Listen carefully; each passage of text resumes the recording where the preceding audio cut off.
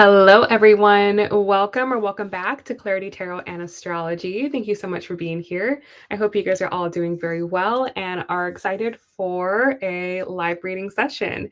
Today, we are doing live tarot and astrology readings here on the channels. If you are watching this in the live version, hello, welcome. You can get a live reading with me. All you need to do is go into the description box, check out all of my live readings, donate for the one that you would like, and we'll do your reading right here live on the stream.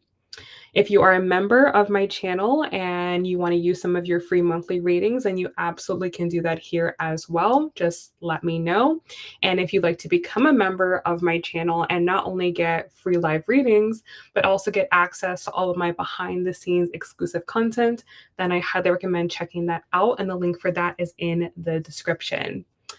Other than that, happy Monday, guys. Welcome to a brand new week. I hope you guys are ready for this week, and I hope you guys have reviewed all of the content that I have created to help you to navigate this week. I have released my weekly reading. I go through the astrology and tarot for the week, and I also write predictions for each of the 12 signs on my blog. So both of those are available in the top pinned comment or in the chat box, rather. So go ahead and check those out. And of course, if you have not already joined my 2026 Year Ahead experience, it is time to get in. Thank you so much to everyone who has already signed up. I am so excited to guide you through the energy of 2026. I'm so excited to do your readings and to meet with you privately.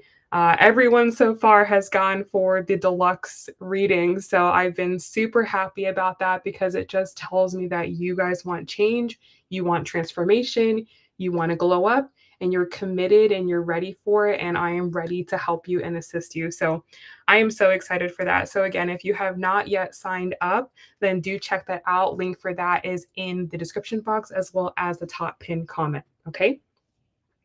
All right. Like I said, I have so much going on for you guys right now. I have so much available, so many resources to help you right now. So make sure you're taking advantage of that. Make sure you are using all the resources. Make sure you're using this time to improve your life. Don't just let 2026 be another year. Don't let it be a repeat of 2025. Make this year different. Make this the year that changes your life forever. And just know that you have people out there like myself who want to help you. I see so many amazing guides out there right now that want to help people, that want to see people grow, that we want to see you guys winning as well. So reach out. Don't feel like you're alone. Don't feel like, oh, it's too hard or, I don't know, or just doubt yourself. This is definitely not the year for that. It's a time to be confident. It's a time to really believe in yourself, believe in your goals. And if you believe in yourself, you can have everything that you want. That was the quote that I put out this week for the energy that I was feeling. I wrote that love, success, and happiness are reserved for the people who believe. That's the truth. When you believe in yourself, you can have everything you want. When you don't believe in yourself, when you doubt yourself, when you feel like you're not good enough, or I'm not the type of person that good things happen to you, or I'll never have that amount of money, or I'll never get a good relationship, then you never will because you don't believe. You don't believe. The first step to getting what you want is just believing, and all that takes is a shift in your mindset. That's all it takes. And that is really what I focused on in this 2026 Year Ahead experience, is helping you to shift into the proper mindset for you to get what you want from your life. Everybody wants something different. Everybody sees something different for their life. And it doesn't matter what you want. All you have to do is adjust to the frequency, as well as be aware of what are the external factors that are affecting that. And there are a lot of external factors that you have to be aware of this particular year. So that is why I really took the time out to put this together, because I knew it was super important for everyone to be aware of what is going on. So, like I said, don't miss that. Do not miss that. Don't say, I didn't tell you so. Don't say, I didn't know, because all of the tea is here for you. Okay. All right, guys, I think that's everything from me right now. Let me know if you would like a live reading or let me know if you have any questions.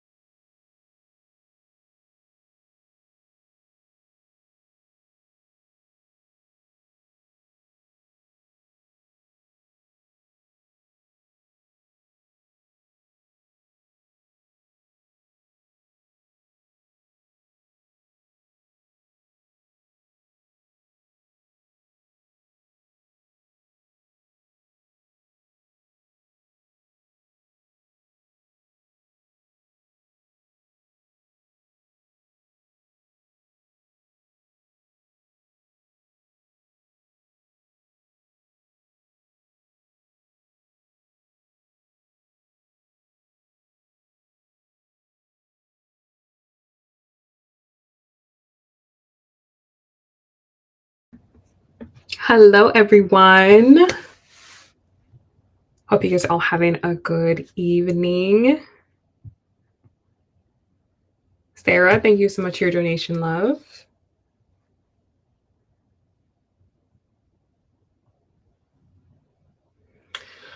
Okay, so you are asking, how will I do with this new role as nurse soup for a night shift? A lot of negativity towards me surrounding this role from others, old boss nurses, but I am remaining positive and focused on the goal. Not gonna lie, it triggered me because I walked into the hospital with the pettiness, but I refocused. um, okay, so tell me, like, what is the goal? Like, what is the goal so that way I can ask, like, if you're going to accomplish that particular goal? Thank you so much. I appreciate you.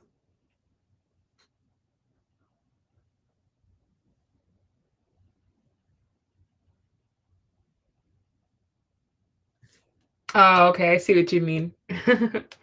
I see what you mean.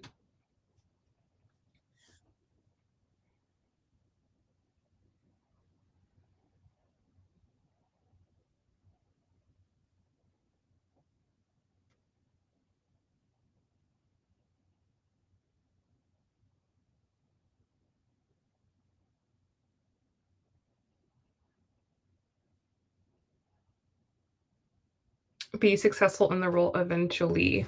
Okay. All right. So, what do you want Sarah to know about her new role? What do you want Sarah to know about her new role? How will she do with it? What's the overall energy of the role? What can she expect? What should she be aware of? Okay, so I have two. So as soon as I said that, I had the Five of Pentacles and the King of Pentacles fall out of the deck. Okay, so yeah, like initially, there's not gonna be like, you're not gonna get the warm and fuzzies from this. Okay, the only benefit that you're going to get from this role is the financial position that it's going to put you in. That's it. Okay. That's all this is going to give you.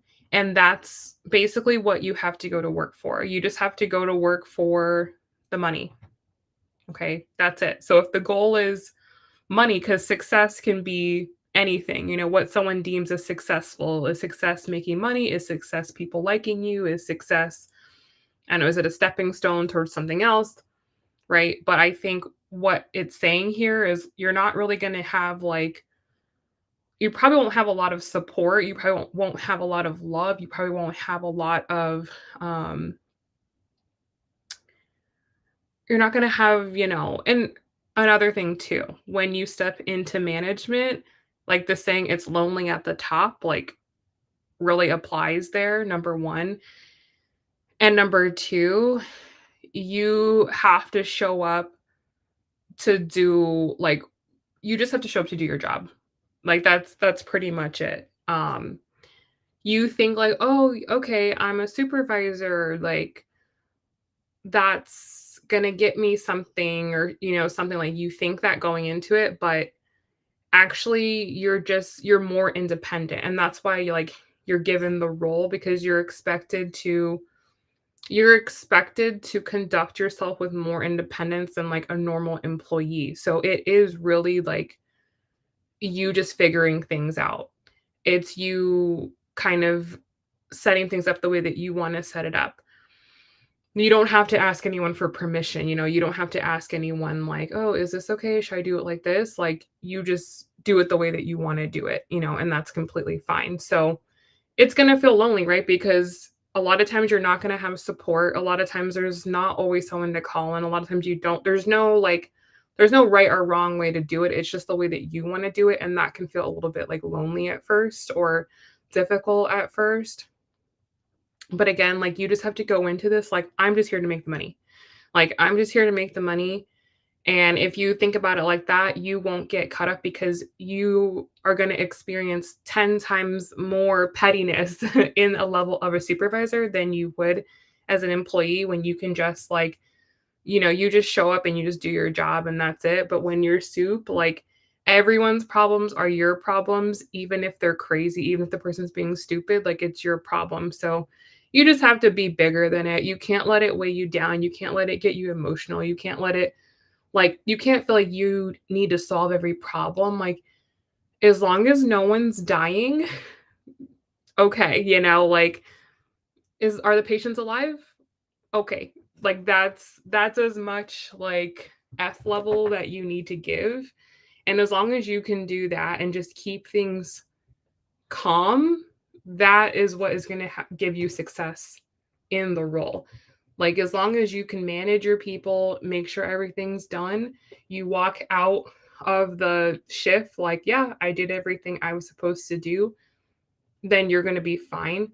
But a lot of times it's not gonna feel fun. Like, you're gonna have to turn your back on a lot of things. You're gonna have to go, "Okay, whatever," and not really get too, into things. So just expect that. Just expect not to have, like, it's not fun. Like, basically, it's just not gonna be super duper fun. Let's see what else. The star card. Yeah, like, you just have to every day focus on the future and where this role is taking you, like, whatever. You just have to be extremely clear about that, like, every single day, like, I am here because I need to make X amount of money, or I need one role, 1 year in this role, or I need da da da da da. And that is why I am tolerating all of this, all of these people, all of these things. You just have to be bigger than you have to kind of be emotionally detached from the whole thing. Because I think the deeper you get into a company, like the more you move up, the more you realize like how like crazy things are. And yeah, you might actually come to understand why your boss was the way that she was. So because there's definitely a lot of pressure when you're in kind of like a low level management role. A lot of pressure from the top, which a lot gets put on your shoulders. So again, you just have to kind of be a little bit detached from it, understand it's not personal. It would be anybody in the role that would be dealing with what you're dealing with. It would be anyone, right? It's not just you. And again, just think about why you were there every single day.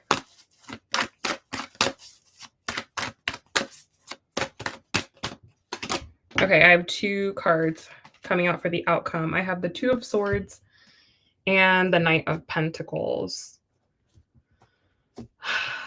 Yeah.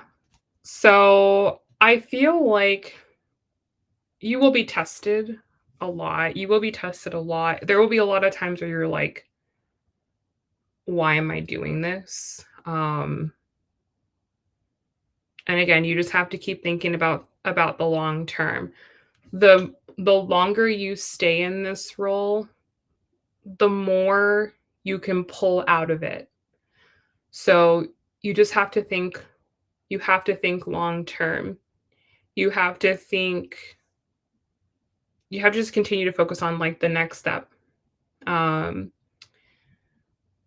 yeah, so not gonna lie to you, not gonna lie. I definitely see that it's not gonna be a walk in the park. It's not gonna be easy peasy.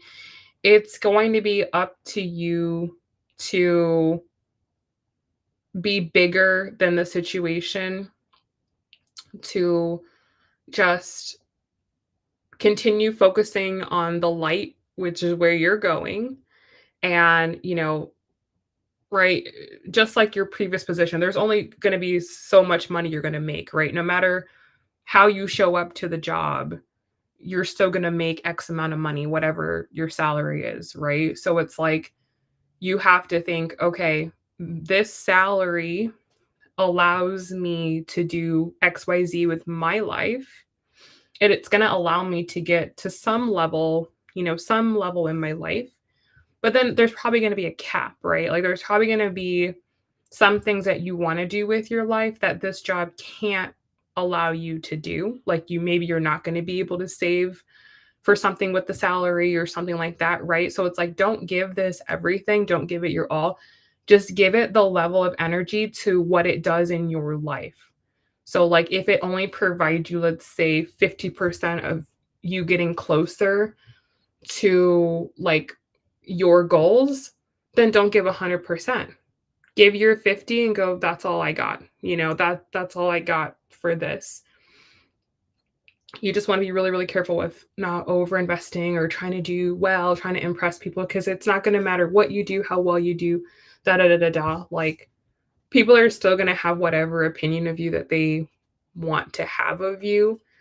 So, you know, just like I said, go in and do your job. Just go in and do your job. And that's that. Don't go above and beyond. Don't try to be a hero. Don't try to get involved in stuff that doesn't relate to you getting your daily tasks done, right?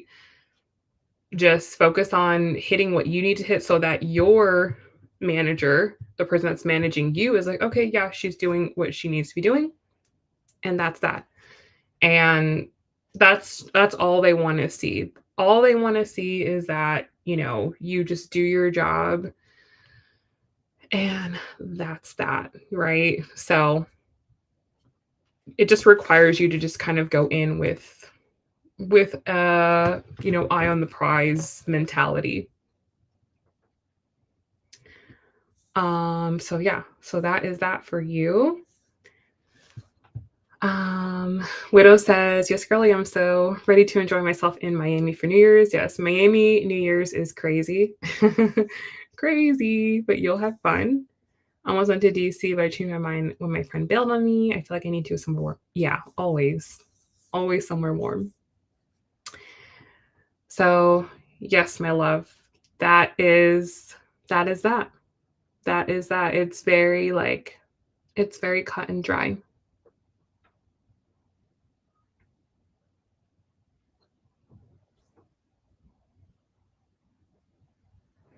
You said I report to her at 3 a.m. Long as my ish is done. I work with some difficult people in the army, so I'm hoping that prep me sounds good. Yeah. So I think as long as you know why you're going for every day, I think you'll be fine.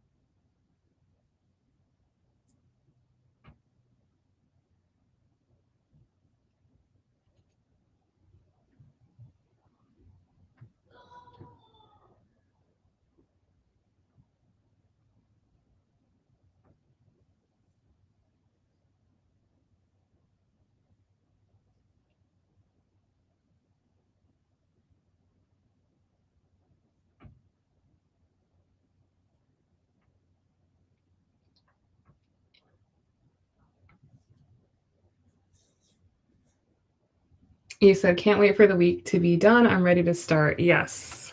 It's like, just get on with this new chapter. You can get away from that crazy boss.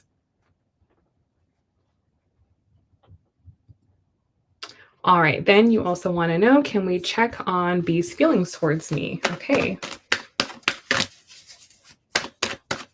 How does B currently feel about Sarah? What's his overall energy towards her? How is he thinking about her? How does he feel towards her?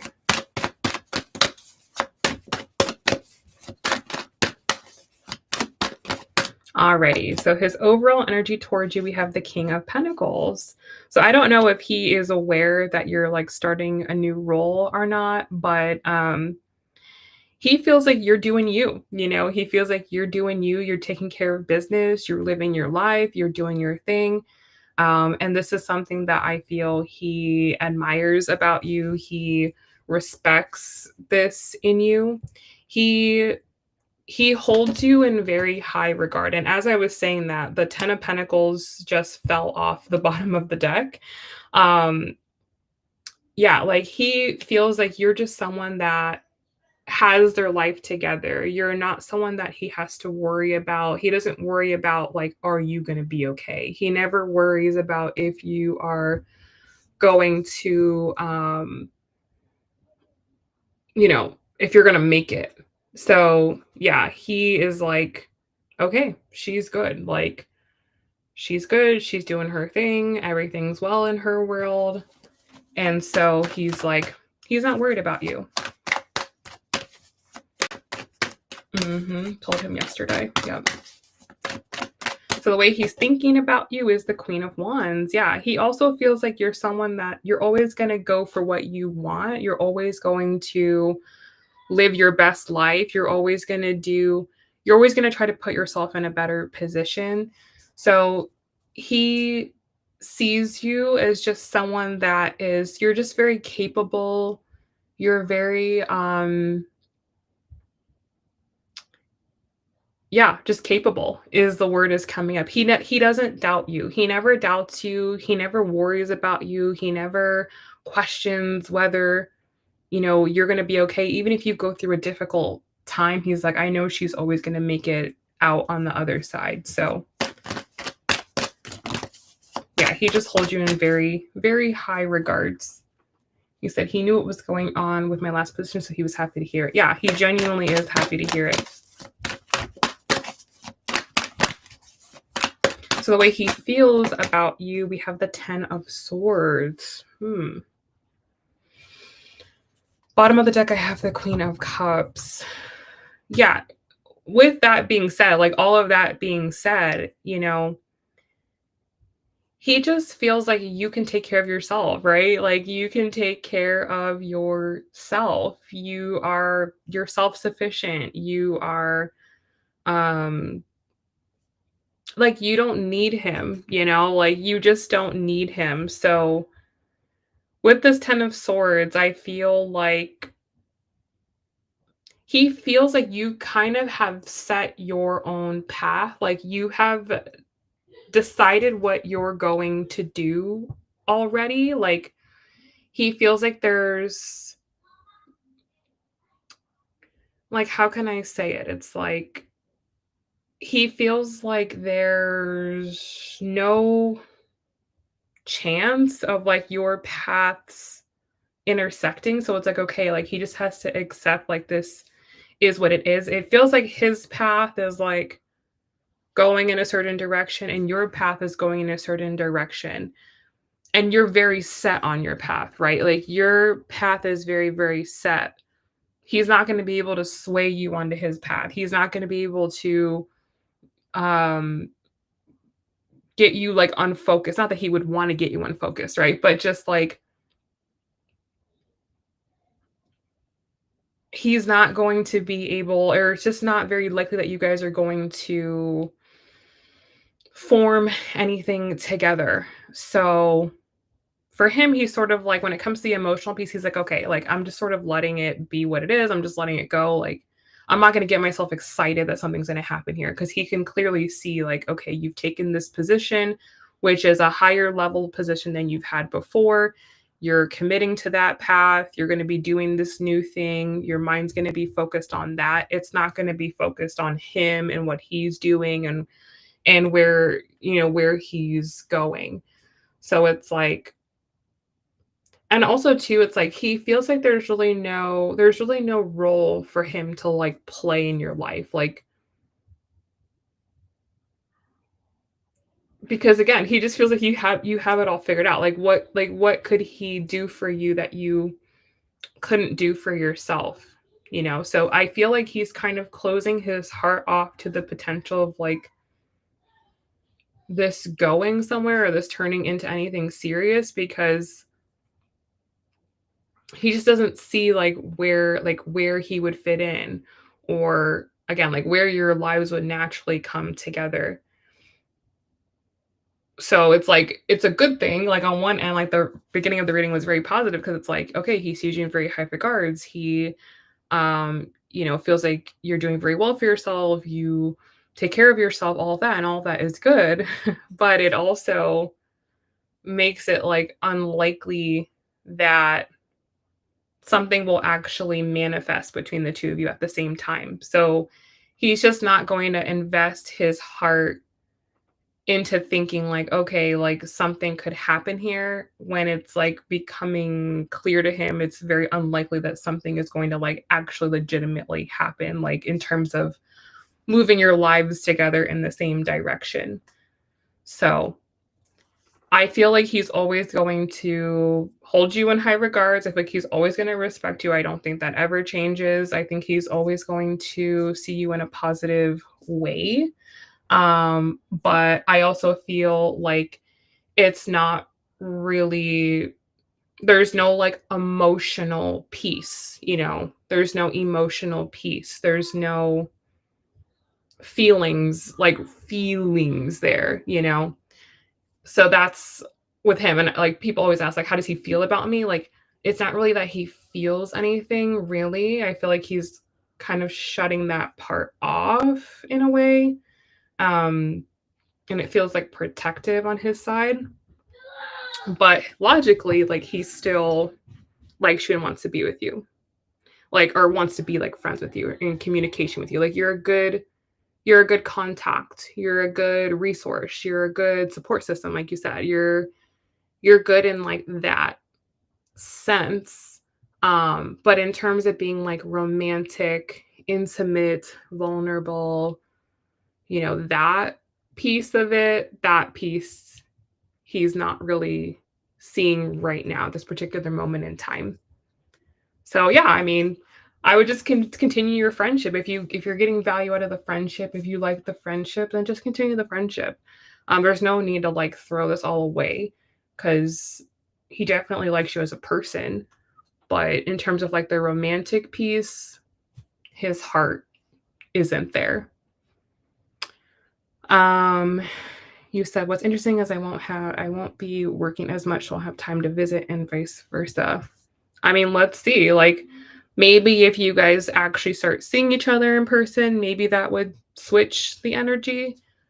But that also may not be what he's looking for either. Like maybe he's wanting someone that's like, I don't know, less established, let's say, or someone that can like shift their life more to like him and is like more focused on him. That's what I would feel.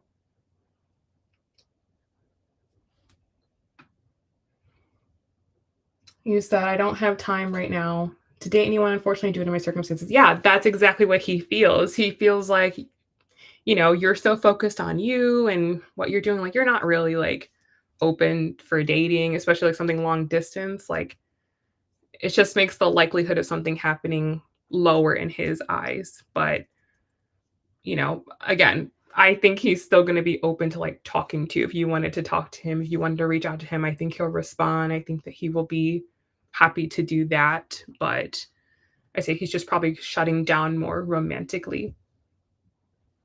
Alrighty. So I hope that gives you clarity. Hope that clears things up with him and you can kind of set your expectations with him properly as you go into this new season of your life. So good luck to you. Let me know how things go.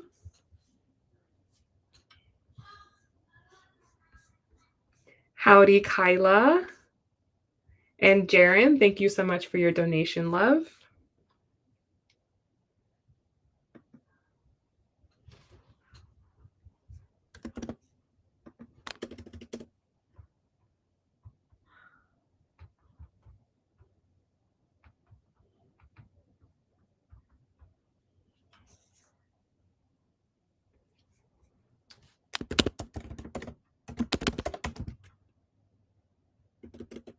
Sarah, thank you so much for your donation. So we'll just stick with Sarah since we're in her energy. And then after Sarah, we will move forward to Jaren and then Kyla. Tafa, I think I'm saying that right. I might be saying that wrong. I'm sorry. All you need to do is donate for a card. All the info for that is in the description. Sarah, you can go ahead and post your question.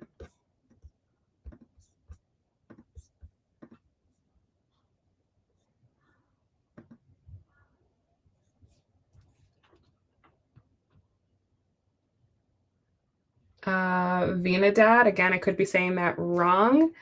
I don't do exam questions, and also you would need to make a donation.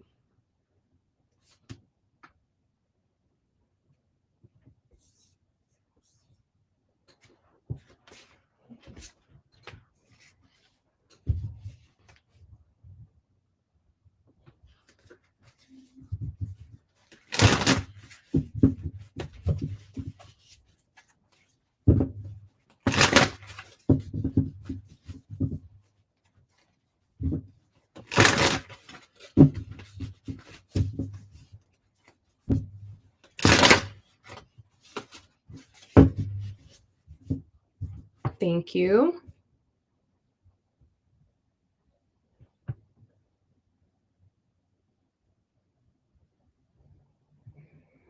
You said, I'm seeing someone who visits her monthly, want to know how things will go with this person. His name is T and he is a Leo. Okay. So what's the overall energy of the Leo towards Sarah?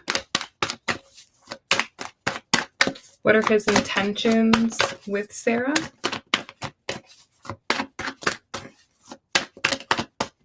How is he thinking and feeling about her?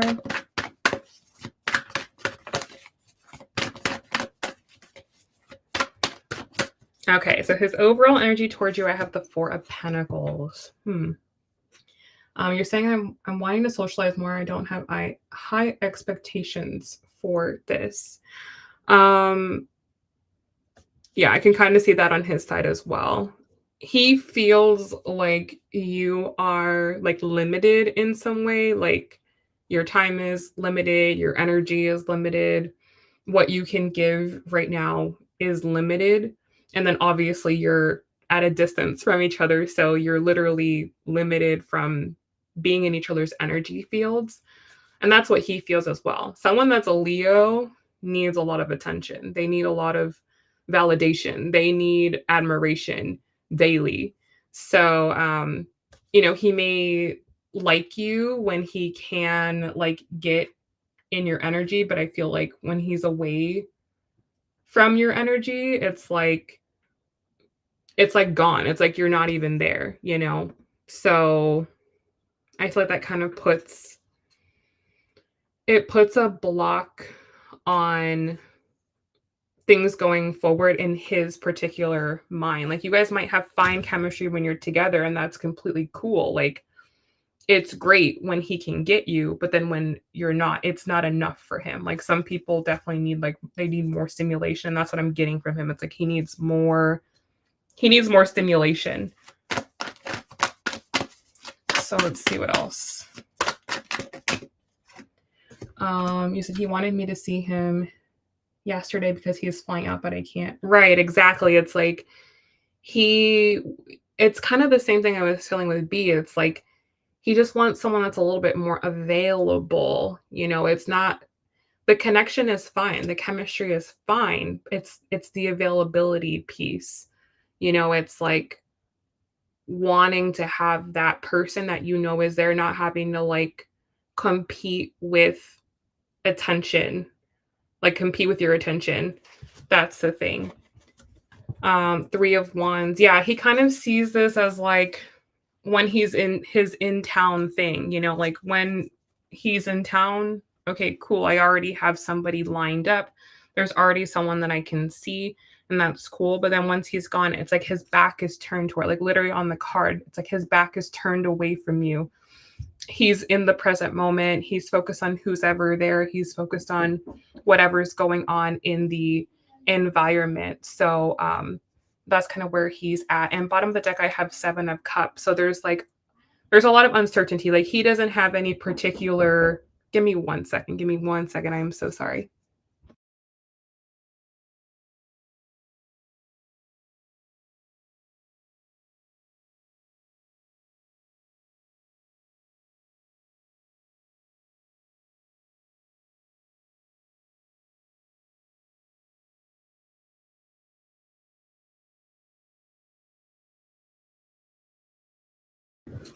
Okay, sorry about that. You said I think that if you're like, "Hey, let's figure something out," I'd be up for it, I don't. Exactly, and that's the thing, like, you are very set in your life, and you're very set in your path, and you're going down a particular path, and so anyone that you date, like, they either have to be doing the same thing or they have to be aligned, and it feels like these 2 particular individuals, though there's a connection, though they like you, your lives don't organically, naturally come together, like, you shouldn't have to figure something out. I think that's the point is if you're supposed to be with someone, your lives will just naturally work out. You'll be naturally doing the same thing. It'll be easy to come together. And if you have to figure something out, then that means it's not organic. That means it's not natural. So I think the 2 of them, like, they're just in their they're just on their paths too. They're just living their lives. And, like, unfortunately, like, love is just not enough. Like, having a connection with someone, loving someone is just not enough to keep someone around or for you to change your whole life around. So, yeah, I'd say with him with the 7 of cups at the bottom of the deck, he doesn't have any particular plan. Like, he doesn't have any intention. Like, he's not trying to make this have a particular outcome that goes any type of way. So, the final card with him, I have the 5 of swords. Yeah, like exactly everything we've just been saying. It's like your lives are just not necessarily going in the same direction, which is fine. It doesn't make you a bad person, doesn't make him a bad person, doesn't mean you're doing the wrong thing, he's doing the wrong thing. It's like, okay, our lives intersected at some point in time. That was great. We were on the same energetic wave at some particular point in time. It was great, but now our lives are on this. I'm on this wavelength, you're on that wavelength. It doesn't change the way that they feel about you, but it's just not realistic that you'll like be together and like they're just not going to invest in anything that they don't feel is can realistically happen. So that's the thing. I wouldn't make it like, oh, I'm not going to take him seriously like, oh, like he's just playing around. It's not even that. It's not even that he's doing that. It's just like, okay, like let's look at the reality of our situation. Like when can we actually form a relationship? And he just doesn't see the the reality path. And that's how men are. Men have to see the logical way forward. They don't make decisions based upon, oh, I love you or I like you. That's not how men make decisions. They make decisions of, does this make sense? Is this gonna add value to my life? Is this gonna be easy? Right? It has to be easy. It can't be hard. So I think for him, it's just like it's cool when it happens. And then when it's not happening, it's just too much. So that is what I would say about him. Doesn't mean he's a bad person. I wouldn't like say he's a bad person or anything like that. I would just go, okay, like our lives just don't make sense right now.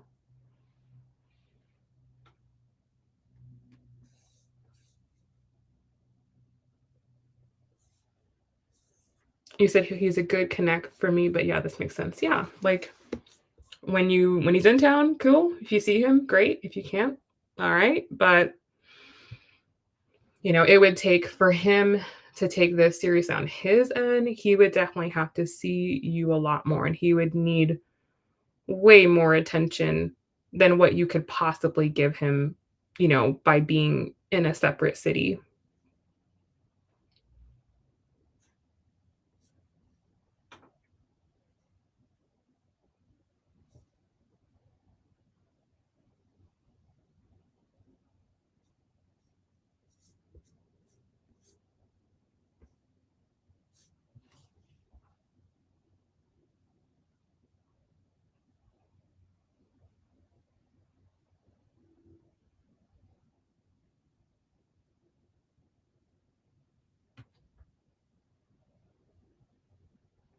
Alrighty, so hopefully this was helpful for you.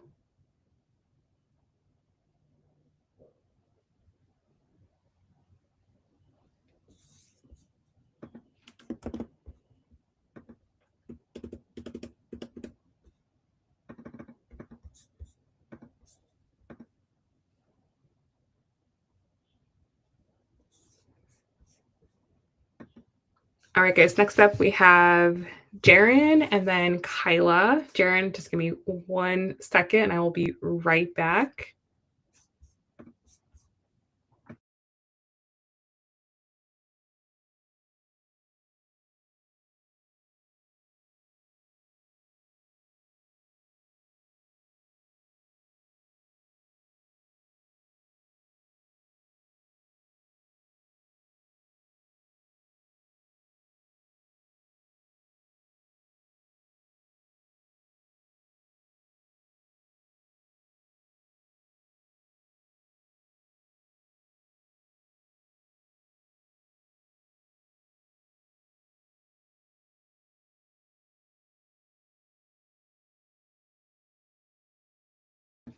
Alrighty, so sorry about that. Jaren, how are you? It is so nice to connect with you. I'm happy you can make it on the live.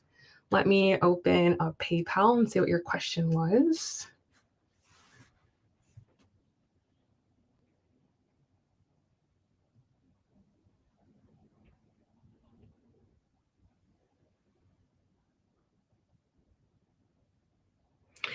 Okay, so you asked, is JC aware of me? Can he feel me or does he think about me? I've been having dreams and feeling his energy. Curious if it will evolve into something tangible. Okay. So what does Jaren need to know about JC? What is JC's energy towards Jaren? Does he feel this the way she does? Does he think about her? What can Jaren expect?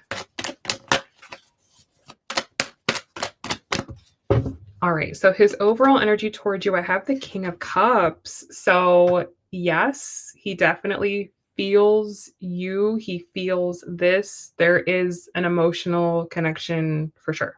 Okay, on some level, it is there. Bottom of the deck, I also have the Six of Pentacles. Yes. Okay, that's also a yes card. So, yes, he's aware of you. Yes, he can feel you. Let's see. What does he think about you? Eight of Pentacles. You are welcome, Sarah. Bottom of the deck, I have the Ten of Pentacles. So it feels like there's like a lot of work that would have to be done in order for you guys to actually be together in a meaningful, tangible way. Your material lives in some way would need to be altered, or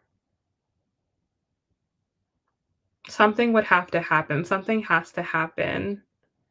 I see willingness with the 10 of cups, but it does feel like there could be something that he's insecure about, something that something about his life he would not be like willing to, not that he wouldn't do it, but he would not be excited to tell you, right? There might be something he's embarrassed about, or some way in which he feels he's lacking in his life, or he's behind in his life, or some way he feels like he's not measuring up in life that he wouldn't want you to know. Like, let's just say, for example, like maybe he has bad credit or something, right? Just a random example.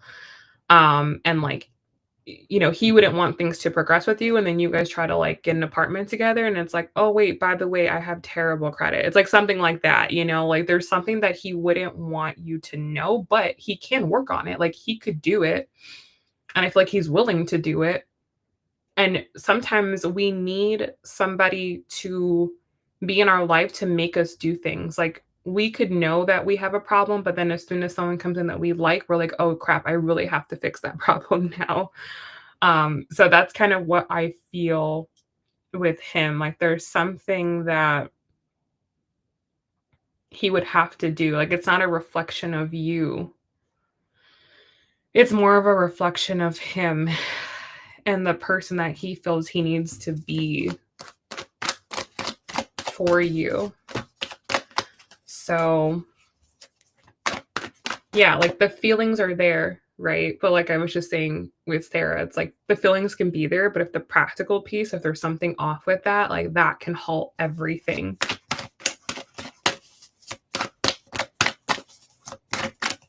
All right, so if this will evolve, Two of Wands, there definitely is possibility, right? There's potential for sure. Bottom of the deck, I have the Ace of Swords. Yeah, as long as the truth is being addressed, right? As long as whatever this thing is being addressed, there definitely is potential.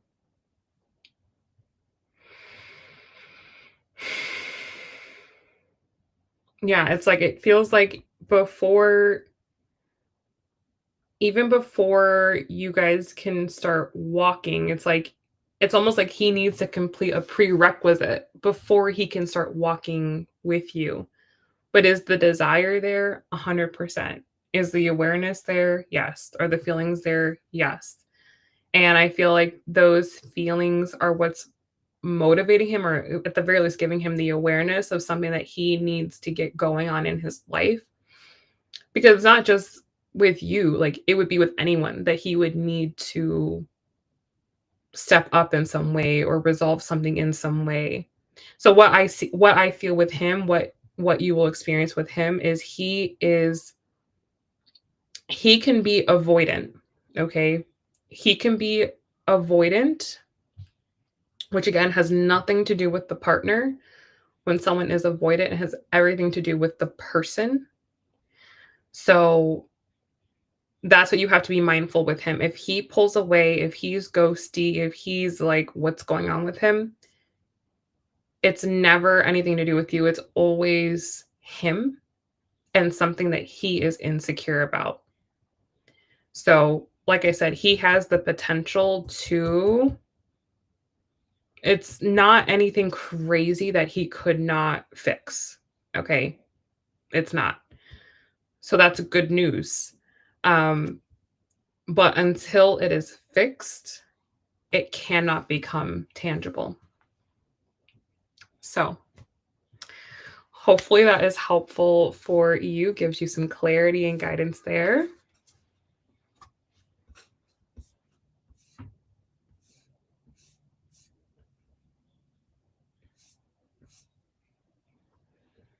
You said, amazing, Brie. Thank you. You're welcome. It's been happening for about a year. So glad to hear I'm not crazy. No, he's a musician, more well known, different lifestyle. Yeah.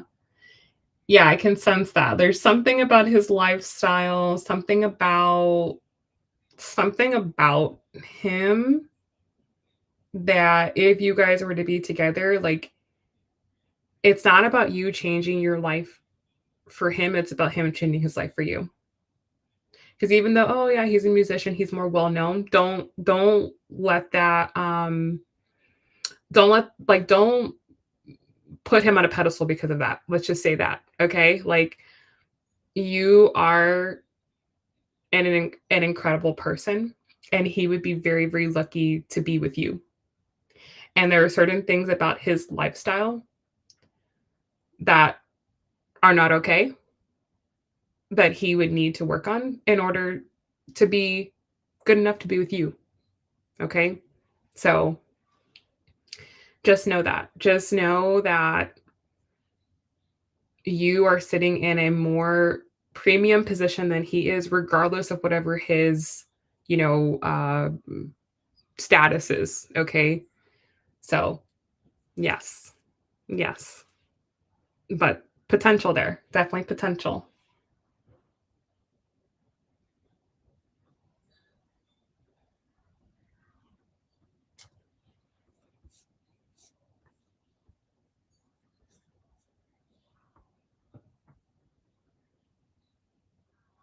Yeah, exactly. Right. It doesn't matter what he does, or doesn't matter. It doesn't matter. In order for you guys to connect, he needs to level up in some way in his life. So, you're welcome. Let me know how things go with him.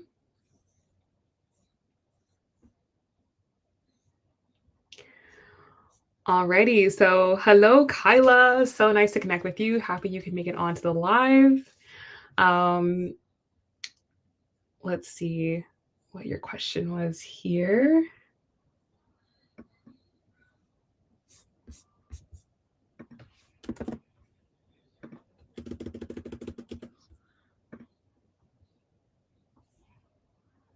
Yes, yes. Put your needs first, especially with a guy like that. You have to put your needs first. Don't ever let him make you feel like he's bigger than you because he's not. But yes, so happy for you. Alrighty. So Miss Kyla says, "Hi Bree. It's Kyla. Will you please look into what I should be focused on right now in my life? I am mourning past my past two relationships, which both ended in heartbreak. I'm very sorry to hear that. What should I learn from them?" Okay. So what I want to do for you is there's actually a couple of things I want to do for you. Um, where do I want to start? That's the question. I want to start with let's start off with an astrology card and let's answer the question where you should be focused on, and then we will go into what you should learn from them. Okay. So let's first clarify that.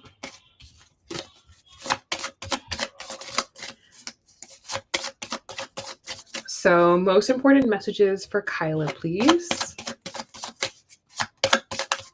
Where should Kyla be focused on in her life? Please give her direction.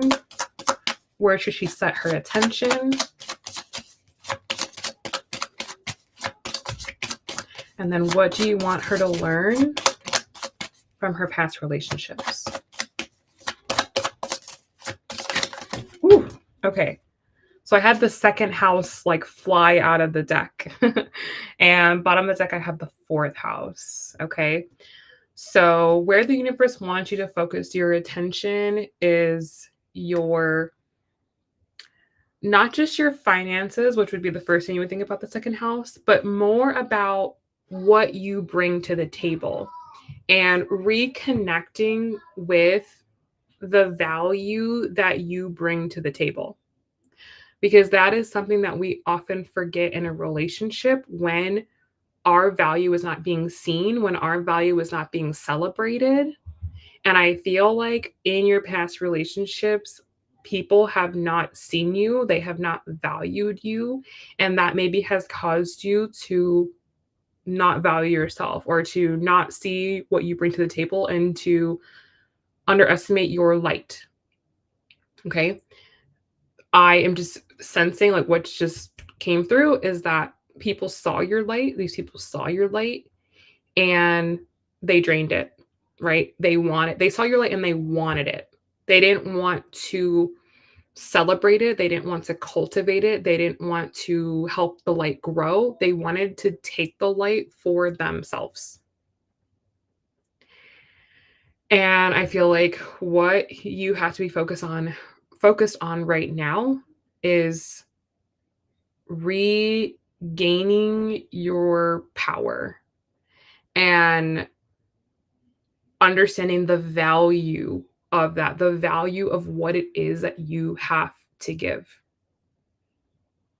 Because until you understand the value, this same situation will happen again. And it will happen again to get you to see your value, right? So that's already one lesson that I feel you were meant to take away from the relationship was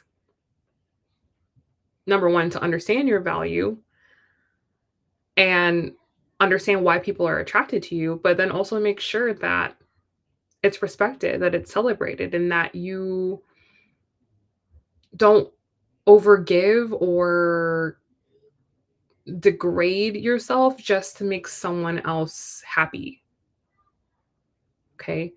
So going back to the second house card, could this be financial? Yeah, maybe, sure. Maybe this is also affecting your finances. Maybe the light that they've drained from you, or the energy they've drained from you, maybe it is affecting your finances. Maybe you haven't been able to show up in your career as strongly as you want to show up. Maybe you haven't been able to show up in other projects that you're doing. Maybe you haven't been able to show up because it's like your light has been taken away by other people.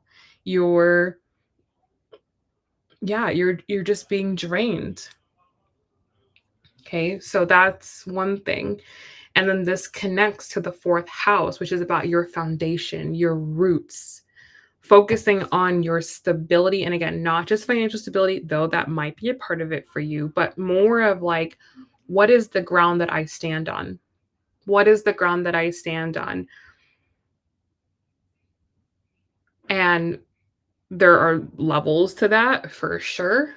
But, what is it that grounds you every single day? Or do you have anything that grounds you, right? Or has that been disrupted as well, right? Do you have that kind of fallback where it's like no matter what happens in life, no matter if a relationship ends or I lose my job or whatever, like what do I have to fall back on? And reassessing that, and that can come in many forms, whether that's you fall back on your family, you fall back on your home, your soul, whatever life you've built for yourself, or again, maybe it's lacking, and maybe that's also something that you have to focus on. So it's really about grounding yourself down right now, finding something to ground yourself down into, for one, and number two, understanding what your assets are, the value that you bring, the power that you have, and leveraging that for your benefit, leveraging that to enhance your foundation, right? Using your assets, using your skills, using your power to create a stronger life foundation for yourself and investing back into yourself. The best investment that you could make in yourself right now is in you, is in you.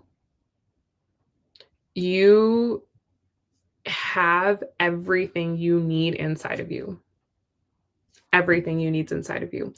Maybe you need to cultivate it, right? Maybe it just needs cultivating.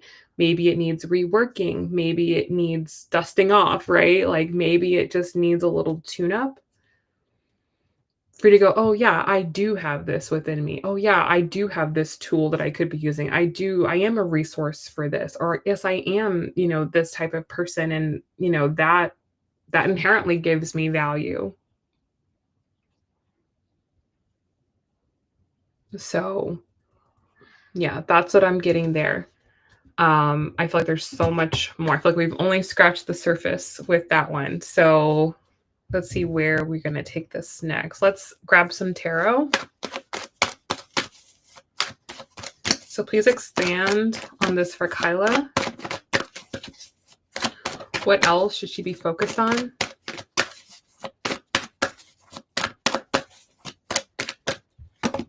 Eight of Cups. Okay.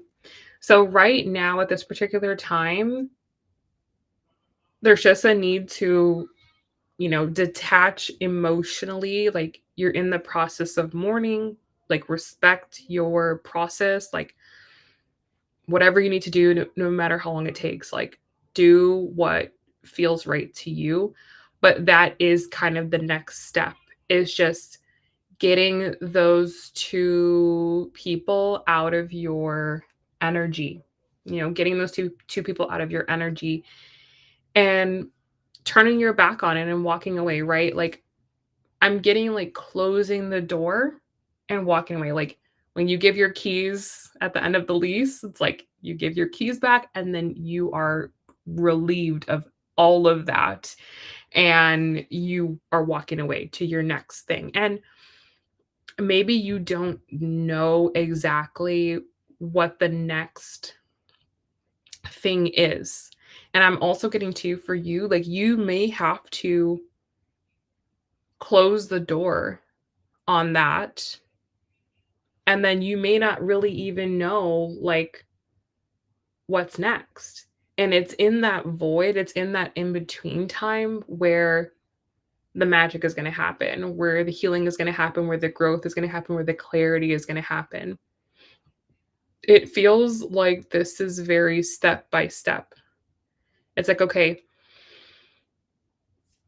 let go, give the forgiveness, right?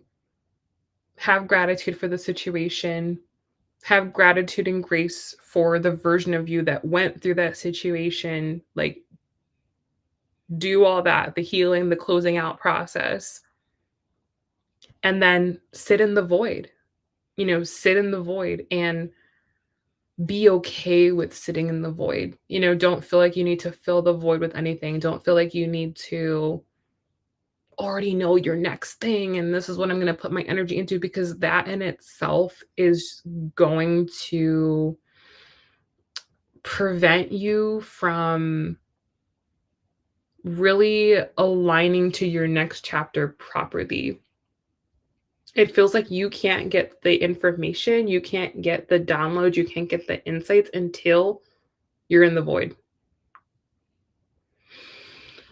So, yeah, I feel like you're like walking in between two different destinations. Like you can't be in your old destination anymore, but you don't exactly know where you're going next. And it's like you're just on this dirt road. And it's while you're walking on that dirt road that you get the clarity.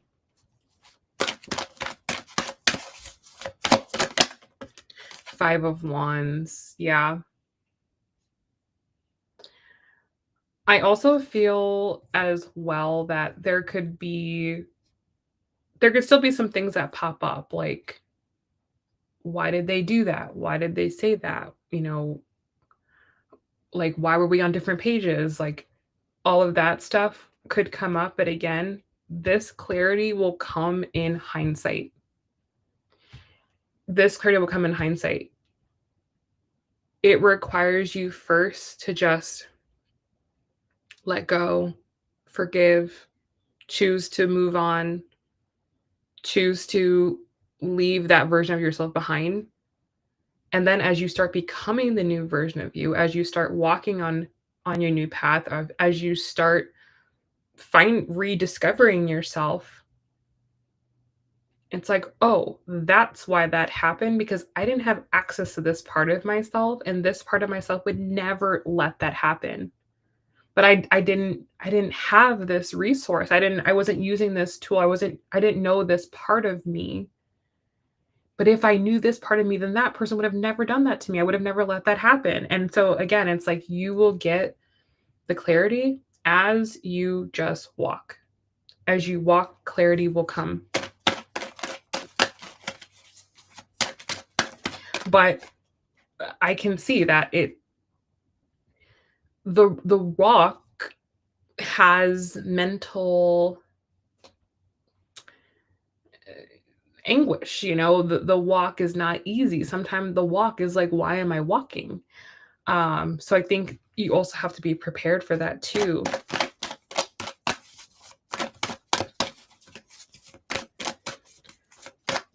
In the heart space, I have Seven of Swords. Yeah. Yeah, I'm not gonna lie. Like, I'm not gonna lie, because I'd rather you be prepared. Um, there are parts of your heart that need repair. There are parts of your heart that need time to heal. There are parts of your heart that are gonna be under construction because real damage has been done. Okay, real damage has been done. And so I feel like your head and your heart are like compromised. And so you really have to go to the spiritual.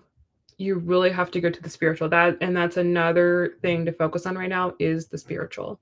Not that you are escaping your problems or your spiritual bypassing, but you're not relying on your own logic. You're not relying on your own understanding, because there is understanding here that is bigger than you. Um, and I feel like the universe is calling you back to your path. It's calling you back to your path. It's funny, your name on YouTube is the New Path Tarot. I feel like you're literally going on a new path. I feel like you're being called back to a path. And the road back can feel challenging, okay? But it's necessary because you're not going to get it's the only way to get the healing. It's like the only way out is through, the only way out of this is through. All right, let's get one more tarot and then we're going to move forward.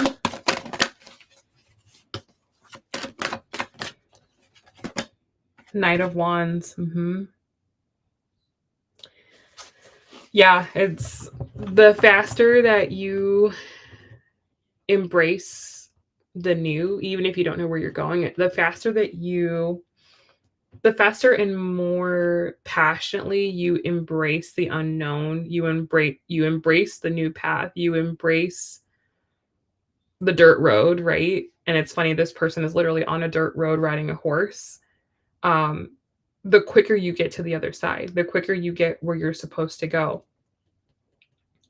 But I see here with the Four of Pentacles at the bottom of the deck, there's a tendency here to hold on to the past or to hold on to what you knew or to have a lack mentality or scarcity mentality. Like, I had love and I don't have it now, or I don't know if I'm going to have it. So it's almost like it's easier to stay where you are, or like your mind fixates on what you had. It's easier to fixate on what you had than it is to fixate on nothing. And so you have to kind of break yourself out of that. It's like, actually, it's more of a lack mentality to focus on something that has already left and gone and shift into more of an abundance mentality of the future is bright. The future is bright. The future is going to be better than where I'm at right now. There are going to be so many better people on the other side, so many better opportunities, so much love, so much abundance, so much success on the other side when I get to the other side, and having faith that that is true. That will allow you to travel the path faster. It's like you can either walk it or you can ride this horse. And the way to ride the horse is to believe in an abundant future for yourself. Yeah, and try to avoid the scarcity, lack, like, oh, I had love, I was in a relationship and now I'm not, or I'm never going to find anyone else again, or anything like that. Avoid all of those thoughts like the plague, because it's just like poison for yourself. Okay, so let's figure out what you were meant to learn. Let's pull some love oracles. Okay, this card is dying to come out. Awakening. Wow. And I also have regret at the bottom of the deck. So there's one of them, a connection that was meant to awaken you. Okay, it was a part of your awakening. And whoever this person is, they regret the way they treated you. Okay, you'll know who it is when I say that. One person regrets the way they treated you, but God knew, the universe knew this person was going to do this. And they knew that that exact experience was going to wake you up. So this person is like, why did I do that? They're sitting there now like, why did I do that? But little do they know that the universe had a plan. The universe knew where they were at. The universe knew what they were going to do to you. The universe knew that was going to trigger you. And it may have been necessary for this person to do that to get you to go deeper onto your spiritual path. Okay, but whoever that person is, they regret it. Okay, they regret it. Let's see what else. New love. Okay, new love. That happened for you to figure out what you really want and what you really need in love. By not having what you wanted and needed, it helped you to learn what you do need. And I guarantee that you will not let certain things that happen in the past happen again. You'll never let it happen again. But it's only because you went through that. It's only because you went through that it won't happen again.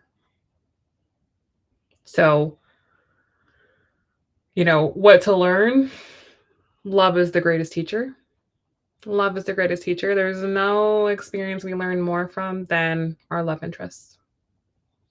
We learn the most from our love interests. And in every relationship, we learn more about ourselves. And so just look back at that. Just look back and go, I learned a lot about myself during those 2 relationships. Things I would not have been able to do by myself, because we can't do this work by ourselves. We have to do this work in relationship. That's where our lessons come through. They come through people. So that's why, a part of getting out of this is forgiving them and having gratitude for them. Thank you for the lesson you gave me. Thank you for treating me bad, because I would not have realized my worth or what I really wanted. And then you can start to see them more as pawns in a game, that the universe is using those experiences to help you to grow and level up. You're like, okay, I can let them off the hook, because I know that they were not out to get me, like it's not, that's not what was the intention. It was all about learning. So whatever specific experiences you went through, the things you learned from them, that's what you were supposed to learn. Like, I'm sure you learned different things from each of them. That was the blessing. That was the gift. Okay, I have 100 more cards that want to come out. I'm going to take the one that came up face up, but just know that, like I said, I feel like this reading is like scratching the surface. Like, I don't feel like I'm even getting everything, but the last card that came out was forgiveness. Teaching you how to forgive. And underneath forgiveness, I have unavailable. And that may have been a theme that you dealt with, was emotional unavailability.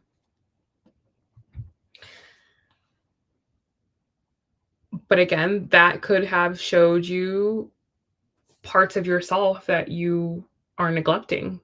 It's the emotional availability that I think triggers people the most. When you're looking for a certain emotion from someone, you're looking from an emotional connection, or that emotional validation from someone, and you're not getting it, that hurts the most, because it triggers our inner child. And that also could have been the lesson for you, is needing to pay more attention to your inner child. So the card says forgiving yourself or another will help you move forward. That literally is the key forward. It's the forgiveness. If you hold on and you're like, I'm the victim, this happened to me, they did this, he did that, that will keep you stuck. But if you will see the bigger picture, right? See the bigger picture. We're in Sagittarius season right now. So if you see the bigger picture and you understand the lesson, which is also Sagittarius, the lessons are meant to be learned, and that this person or these people were just conduits for the lesson, then that helps you to forgive. Because you understand they don't know any better. They didn't know any better. They didn't know what they were doing. I didn't know what I was doing. That was just a level of consciousness that we were at. Then it makes it easier to forgive. And you can direct that now to the universe, to God, to spirit, and go, okay, like, what did you want me to learn from that? What did you want me to experience with that? What path are you trying to take me down? And that is going to lead you down a whole new road. And so follow that question. What should I learn? But instead direct it to the universe, direct it to God, direct it to spirit. Meditate on that. Journal on it. And that's going to start bringing you down a new path, right? A new path. Okay. All right, let's grab some final oracles to close this out. How should Kyla move forward from this reading?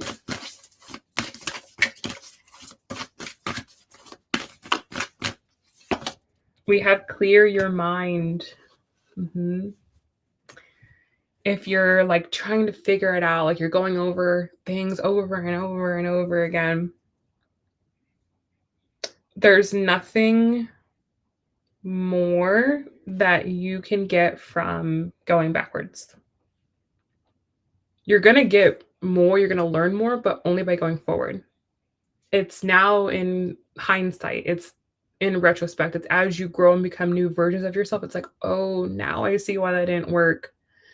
Oh, now I see the mistake I was making. But right now, at this particular moment in time, you wouldn't be able to see it because you're still too close to it. You're too close to it, and it's still too emotional to fully get it. So begin kind of clearing your mind and allow God to put new insights and new downloads in your heart and start following those. But clear that part of your mind that's trying to figure everything out, right? That Gemini part of your mind that's like, what does this mean? How do I make sense of this? Like, this doesn't make any sense. Calm that mind down and allow the spiritual insights and downloads to come in.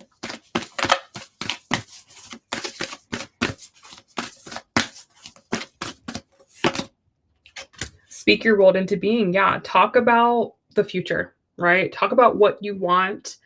Refocus on where it is that you want to go.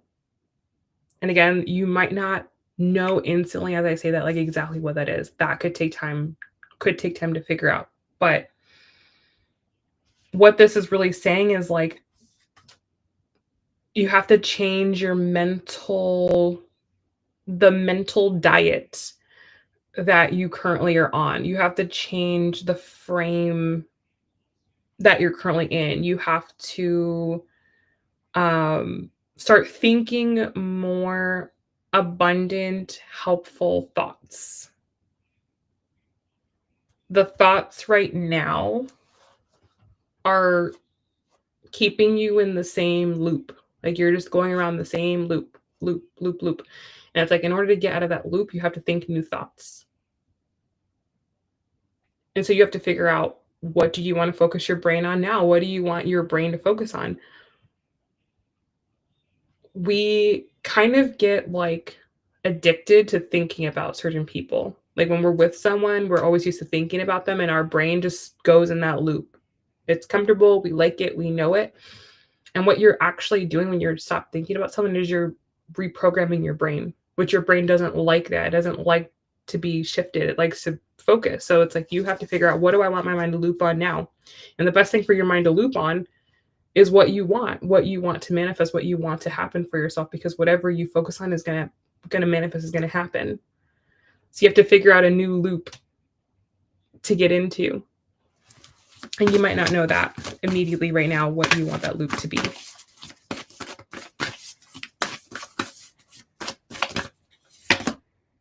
Assess the situation, and bottom deck, we have go for it. So I feel like once you figure out what you want that new loop to be, just take some time to like make sure it's something that is practical, is logical, that you actually can do, right? Like don't go into like I said, don't like spiritual bypass, don't like go into some fantasy world. Like actually create a plan forward that's realistic, that's achievable, that you can do in a timely manner. And then go for it. Just go in that direction. And that's a lot of what 2026 is all about. Like 2026 is all about going in some particular certain direction and just hyper focusing on it and just getting to it. So you want to make sure that you're hyper focusing on something that you really want, something that's meaningful to you, something that's practical, that's realistic, that you can actually accomplish and achieve. And you just do it. Like you just do it. So I would say for the rest of 2025, right? Continue mourning, continue being in your feels, okay? But come 2026, start to, if you don't already by that time, start to wean yourself off of of that. Start to wean yourself out of the mornings, or to wean yourself out of that. Start to go, okay, we're gonna start slowly replacing what we're focusing on with this other thing. Because we don't want in 2026 to focus on things we don't want. We only want to focus on things that we actually want to manifest. So, yeah, I hope this was helpful. Like I said, I feel like I'm just scratching the surface, but I hope that this was helpful. I hope it started the process. I hope it started you thinking in a new way and gave you some direction and clarity on how to proceed forward and where to focus. It's so nice to hear from you again. And yeah, stay connected. You are welcome. I'm glad to hear that. Thank you so much.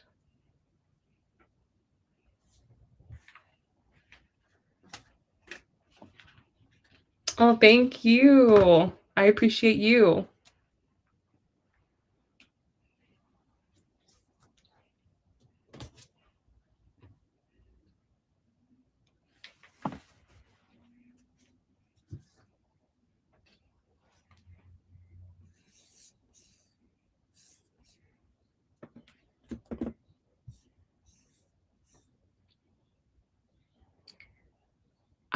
Brianna Pedra, thank you for your question. If you'd like me to answer, just put in your donation.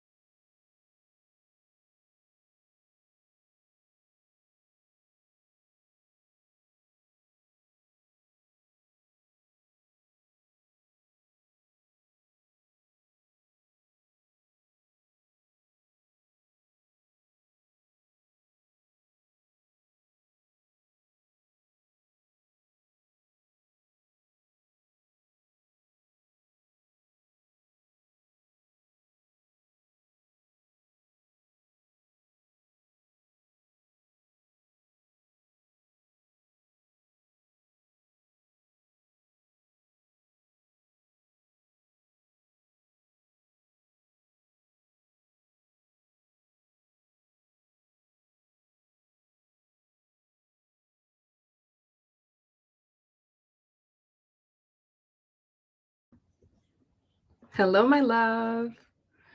You said, did I tell you that the ending of my year has been better than the beginning?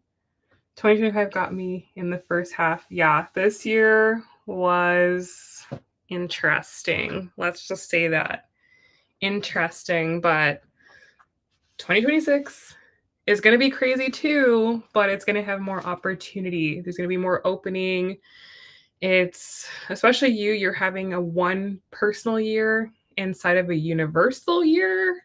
That's like gasoline, right? Like you can just do whatever the hell you want to do. So that's going to be incredible for you.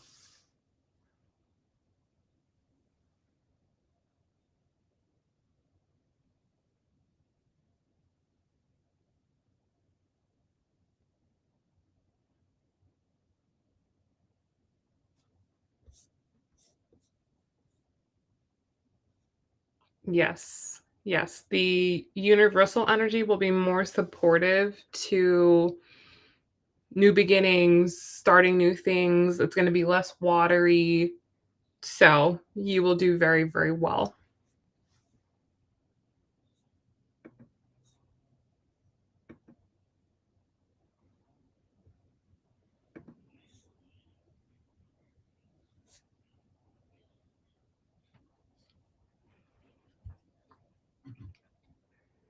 He said, I feel very blessed to be honest. I don't know why the universe decided to bless me to be born into alignment. Well, you got into alignment. That's what Saturn was doing in your eighth house of transformation. You would have had to do the work. It wouldn't have just happened. So you did the work to be in alignment, and that's it. That's all Saturn wants is just for you to do the work. Like that's why it's hard. It's hard when you're not doing the work, but once you do the work, it's like, oh, this isn't that bad because the results you get, you're like, oh wow. So that was it. You just did a lot of work over these past couple of years. Yes. And that's the power of Saturn. Only Saturn can do life-changing things like that. Like Venus cannot do that, Mercury cannot do that, Jupiter, you know, can kind of do that, but Saturn's going to like get you together. And once it's done, it's like, "Oh my god, thank God."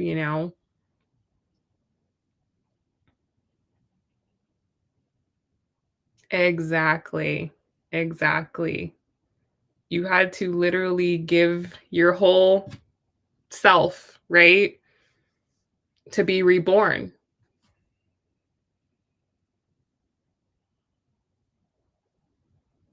Mhm. Yes. 100%. 100%. And it's serious. You have Saturn in the 8th, like, that's serious stuff.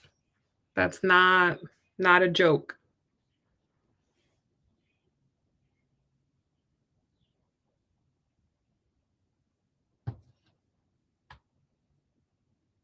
Oh, and you have your North Node in Scorpio. Yeah. Crazy. Crazy stuff.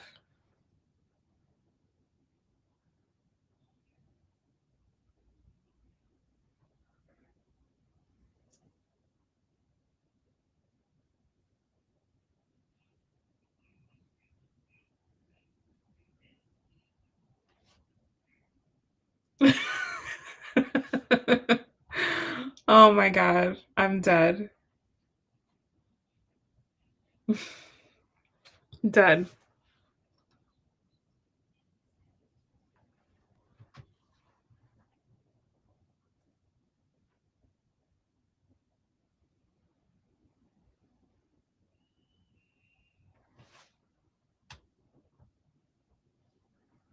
You were just young. You were just young.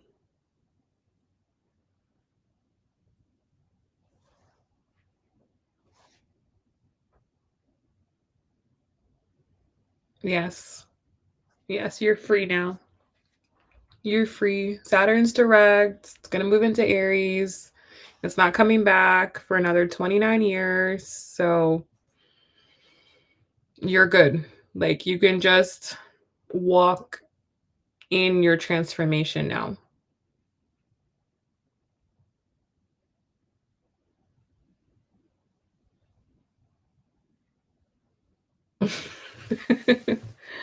Oh my god, you were fighting for your life.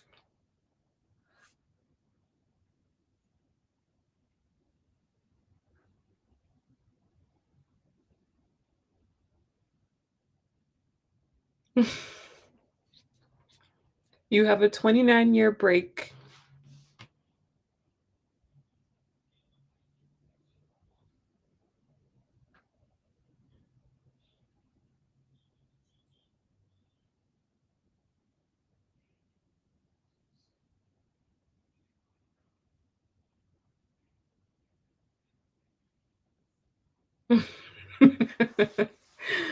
Oh my god, well, water puts out fire. You're fire, so that was, like, no bueno.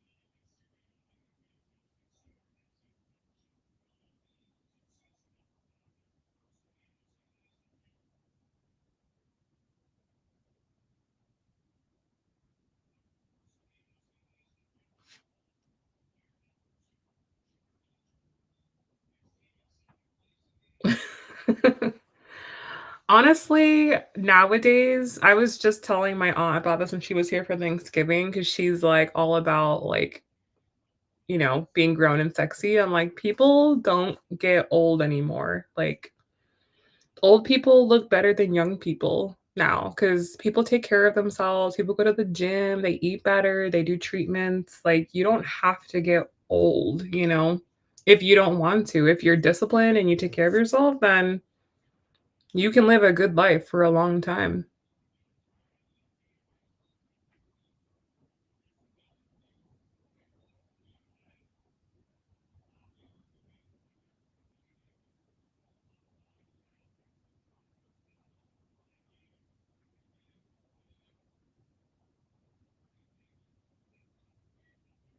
Yes. What do they say? Fast is slow and slow is fast. When you're in a hurry, you're gonna make mistakes, you're gonna have to do it again, you're gonna look crazy, but if you just slow down, take everything one step at a time, make sure you do it right, you're actually going faster than making all these crazy mistakes and, like, disrupting your path. No, they don't. People look way better now.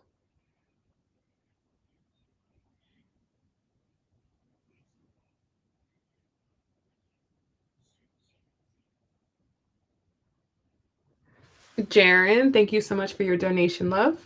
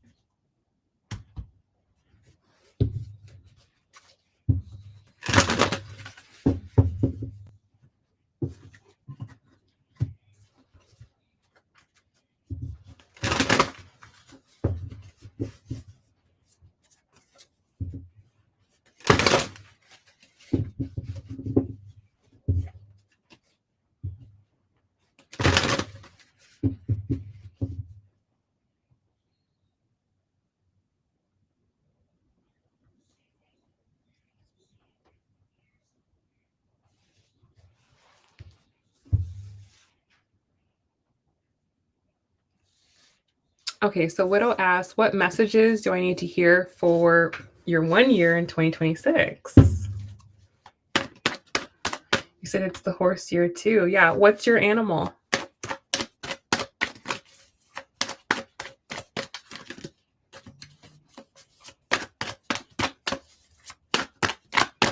So your card I'm getting is 3 of Pentacles. Okay. And bottom of the deck, I have the Judgment card.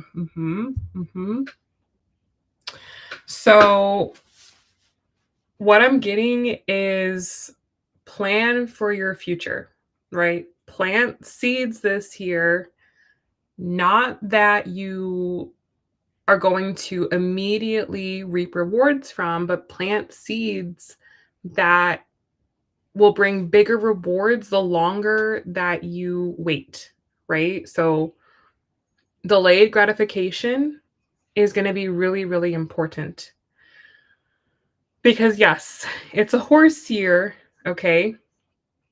But if you look at the Bosy chart and you understand what's going on, there's also not a ton of abundance next year, okay?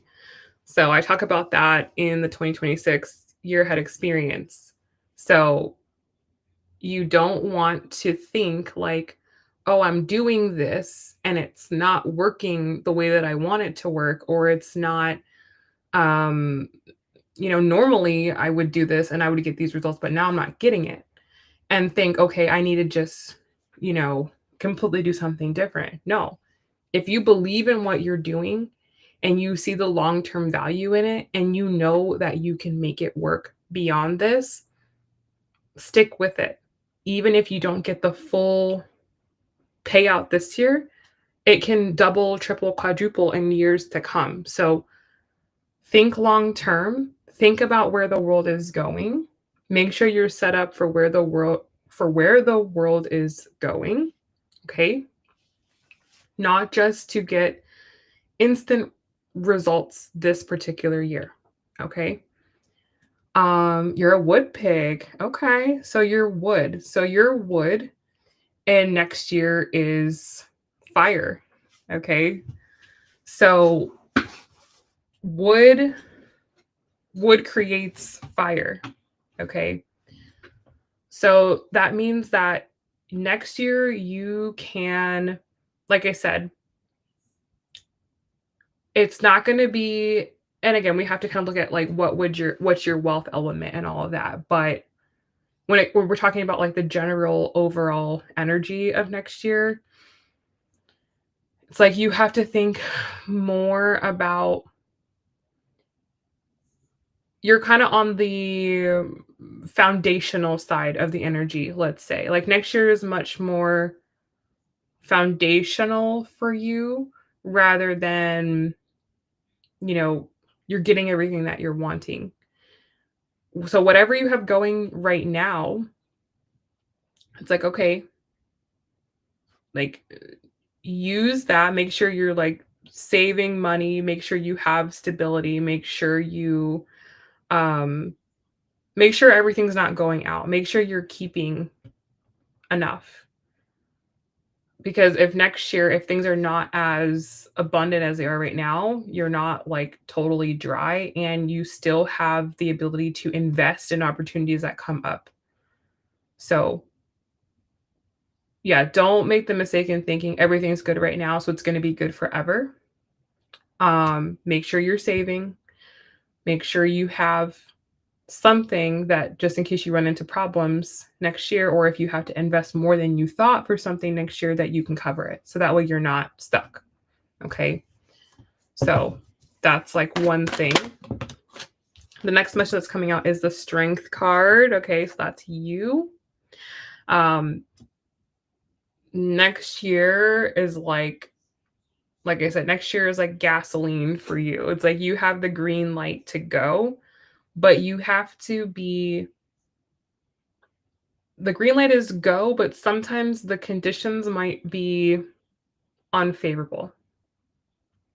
So you just have to be willing to kind of muscle through some things, because if you don't, you get nothing, right? So it's like you have to kind of just work with work through discipline, right? Do it because of discipline, not because there's an immediate reward on the other side. So as long as you can see beyond this year, you can see the long term, you can see the future, okay, you're going to be good. But don't look at what's going on next year and be like, oh, this sucks, or this isn't producing. I'm going to get out of it. No, it's like, wait a second, hold on. Let's reevaluate here. Let's see if it's, really as bad as it seems. Don't like throw the baby out with the bathwater. Sometimes you may just have to kind of just, grit your way through something or bite your teeth through something. Yeah, like it'll be your year because you're going to make it your year, right? And I have the King of Swords. Yeah. Next year, I mean, I think you naturally tend to be in this energy, but next year is truly a year for you to be in your masculine.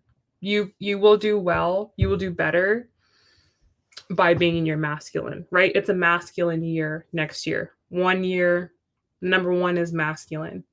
You're in a personal year, masculine, right? It's like, so using that side of yourself, using that more masculine, that more logical side of yourself will pay off. Okay. The following year, the 2 year, the fire goat year, there'll be a little bit more time for connection and partnership and all of that. But this year is like, do what you want to do. Like, do what you want to do what feels right for you. Forge your own path, plant your own seeds. Like you just said, I don't feel like I don't need anyone to complete you. Exactly. It's like, all right, I don't need to feel too complete anymore. Like it's like, yeah, like you have enough. You have exactly what you need. Like you don't need anything. You don't need anyone. Like just forge ahead. No matter what comes up, just forge ahead. Which I feel like you're already that type of person naturally. So I think that you are someone that will do very, very well next year. Bottom of the deck, I have the Magician, which again just confirms that. Magician energy is Gemini energy. King of Swords is also earth or air energy, rather. So, by kind of using this more masculine energy, this fire energy, this air energy, this will really work in your favor. Because next year things have to make sense. People are not going to do things because they feel like it. It's like it has to make sense, or people have to feel really called to it and very aligned to it. So I feel like you are someone that will be able to sense when something's good. You'll be able to sense when something's bad. You'll be able to, know, okay, yeah, I think that this is going to work. So I think you can make good investments. I think that you'll be able to, you won't let your emotions get in the way of doing what needs to be done. If you need to make hard decisions, if you need to make hard cuts, I feel like you'll be able to do that very quickly. So yeah, I don't doubt that you will do well next year. Yes. Yes, and that's like saying that I'm very powerful, that says that you're ready to me.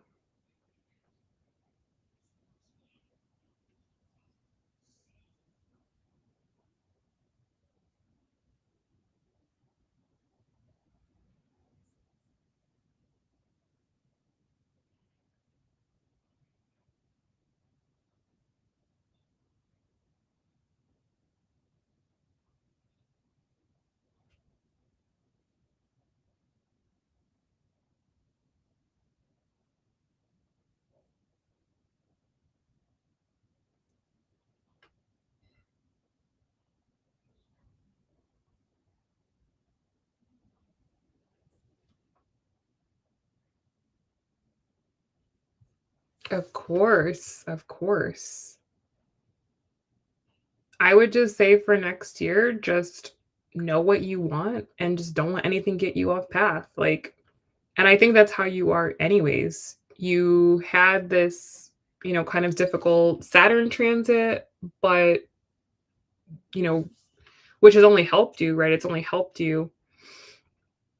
But even before that, you were a powerful person, So it's like now you don't have to deal with this Saturn thing, and Saturn will be in a trine to you, will be helping you, will be in a beneficial position for you. So it's like you have all green lights, So it's like as long as you know what you're doing and nothing gets you off track, I feel like you will get to the end of 2026 with no issues, no problems. Yes, discipline equals freedom. Discipline equals freedom.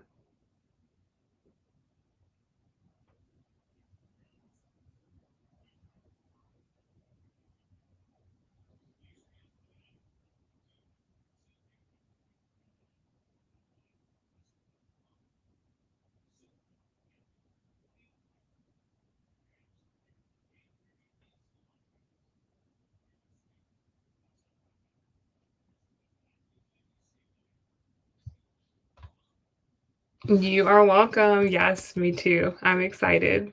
Yes, you have. Yes, you have. So be proud of yourself. Have fun in Miami. Like, Miami is also the perfect place for you as well. Like, for real, you're going to have so much fun. Everyone in Miami is on that same vibe. So that's an incredible way to bring in the new year. So I'm excited for you. I'm very, very excited for you.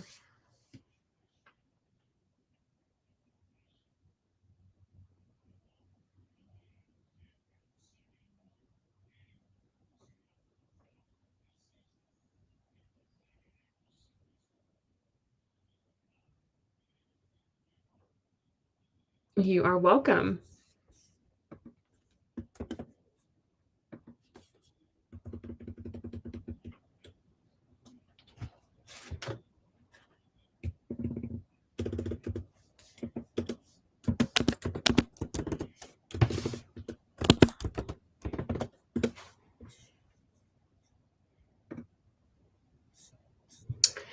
Alrighty, so next up we have Miss Jaren. So let me open this here, see what your question is.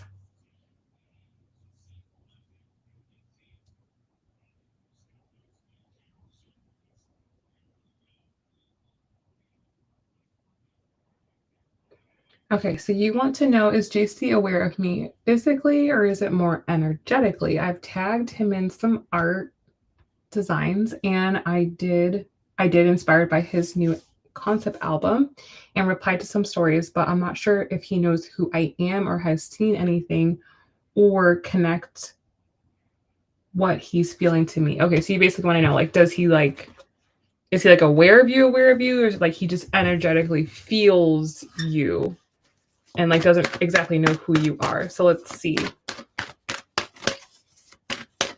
Does JC is JC aware of Jaren? Like, does he know her?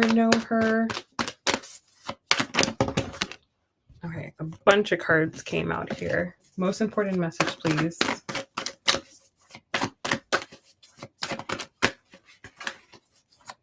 Does he know her? Ace of Swords. Yes, he knows you, knows you. Yeah, he knows you, knows you. And I have the Ace of Cups at the bottom of the deck. So with Ace, that to me shows like, okay, this probably isn't well developed. It probably isn't anything that's like fully established. So it could be like, of each other from social media, right? Like he's seen you, liking his story or watching his story, or he's seen that you tagged him, right? So he's aware of your physical existence, okay? And with the Ace of Cups, he likes what he sees. Okay, his first impression is I like. And that was what I got from the first reading too with the King of Cups was I like. Let's see what else.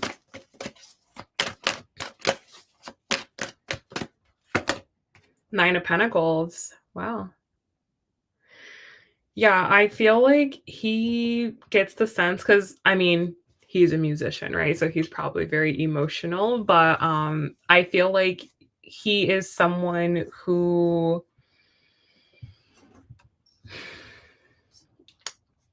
like he's very prone to having like a muse, let's say, or he's very prone to being like inspired by something but not feeling like he has to have it. Okay? Like just the thought of you, just the idea of you or the feeling you invoke in him can satisfy him. He's one of those type of people. I wouldn't be surprised if he was a water sign. I wouldn't be surprised if he had Pisces in his chart. Um, or if his Venus was in Pisces or something like that. I wouldn't be surprised because there are some people that just the idea of you is like enough, okay? Or just being able to think about you and project their idea of you, yeah, to be able to project is like enough. And that's kind of what I feel right now. Yeah, not only do I have the 9 of Pentacles, I have the 9 of Cups. So I feel like he's satisfied at this particular moment in time. Like it's enough for him to just maybe observe you, for you to be at a distance, to know you exist. Like that's enough right now. He's content and satisfied with that right now, but could be sending serious energetics your way. And I think that, like I said, I feel like this is like an avoidant type of person. Like they can have a lot of feelings and you would never know because they don't want to like they don't want to be vulnerable. They don't want to be in the position where they feel powerless. It's easier to control the situation if I'm just imagining it, if I'm just thinking about it. It's much easier to handle, let's say. So at this particular moment in time, I don't see him reaching out. I don't see him connecting, like trying to make that connection. I feel like he would even prefer for it to be like organic, like he meets you at a show, like you run into each other. Like I feel like that would be like his preference. I feel like he's the type of person like he doesn't want to have the story of, oh, we met online, or we met on a dating app. I feel like he's the type of person. He's like, oh, I was, looking at the stars and she walked by, like he kind of wants like some type of dreamy story like that. So I feel like that would deter him from reaching out because he would also want to like meet naturally and meet organically in some way, shape, or form.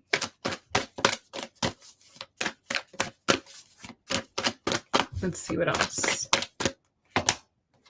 Two of Wands, which I think this came out the first time. I could be mixing up the readings, but and 10 of Cups at the bottom of the deck. Yeah, this is all really positive when it comes to him. Yeah, again, it's like there's definitely potential here. There's definitely a future here. But what would have to happen with this is you guys would have to be on the same energetic page. Okay. That would be how this came together. Like I said, you guys both happen to be at this particular music festival. You guys both happen to be at this particular event. You're there for your reasons, he's there for his reasons, and your paths cross that way. Like that's how this is actually going to come together. Like you guys being in the same place at the same time, which being in the same place at the same time just means we're on the same level, right? If you, for example, met him at a music festival, that would mean that you would be in the mood of having fun and enjoying yourself. You'd be in the love energy. And if he was there, he would be in the same energy. So that's how this actually comes together is you guys being on the same energy. If he's at a point right now where he's like, you know, building his music career or trying to get more recognition, trying to get himself out there in some way. And let's just say, for example, like you have a background in marketing or you work in marketing or you know people, da da da da. And there was some way that you could come together like that would be how this actually came together. You guys would have to be there would have to be some type of natural organic connection. So there's potential here. Like I keep getting there is definitely potential here, but in terms of like the actual tangible thing, it's just very contingent upon you guys, having something that brings your lives together. You said that you've tagged him in like art, right? So again, I don't know, I'm just making stuff up. But let's just say like there's like an art festival or something and you're there and or you're like, "Oh, I'm gonna feature your stuff at my thing." And he's like, "Oh, cool. Like, let me check that out with you." And then that's how you meet him. Like that would be a type of situation that would bring you guys together. So hopefully that makes sense. It's definitely more about the energetics. But I would say that you guys are definitely vibing each other out. Like you're vibing each other out. You've both identified this is the type of person that I'd want to be with. There's something about both of your energetics that's very attractive to each of you. And yeah, it's definitely mutual, but he's not going to make the first move and you should not make the first move. Like I would highly advise against that. Like the way that you did it, like you tagged him in something, that's perfect because it's like I'm here, or you watch a story, it's like I'm here, but you still have to you're still gonna have to initiate, right? So it's like keep putting energy out there on social media that communicates that you're open, you're here, you're available, this is who you are, show your personality, right? And that will draw him to you and just keep doing your thing. And again, if you guys truly are meant to be and you're on your wavelength and he's on the same wavelength, life will force you guys to be together. So it's nothing you have to like stress about, worry about, force, like it will happen naturally and organically. So yeah, hope that was helpful for you.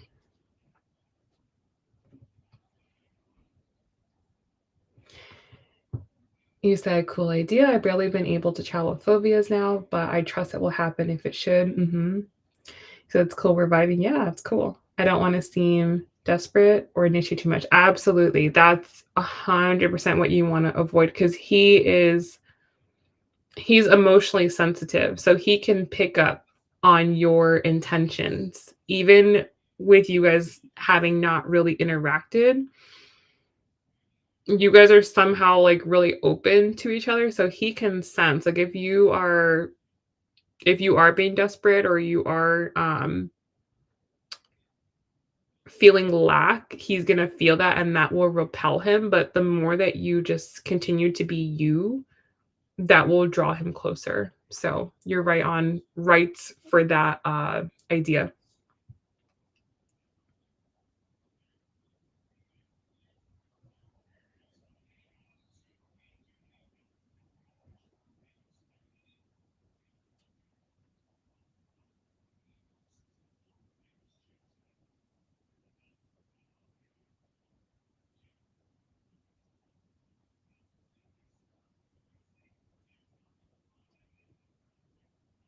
You said, what about working with the marketing team for his album? Would that be too much initiation?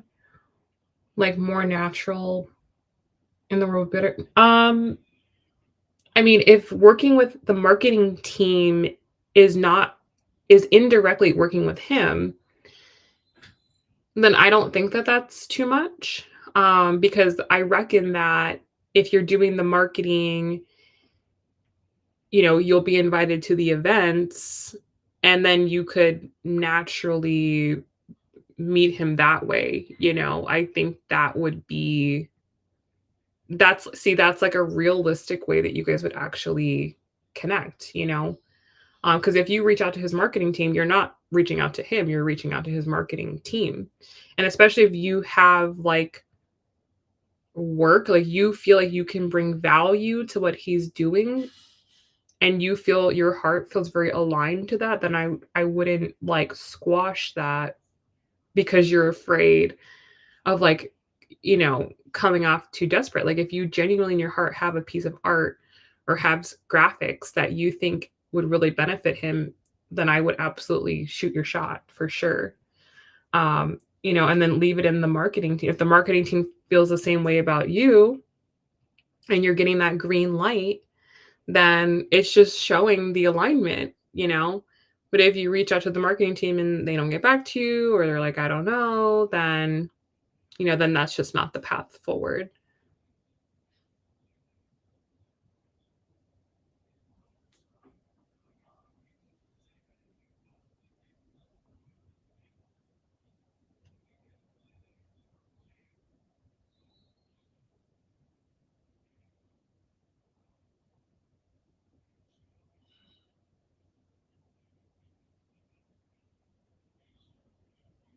You are welcome. Good luck. Let me know how things go.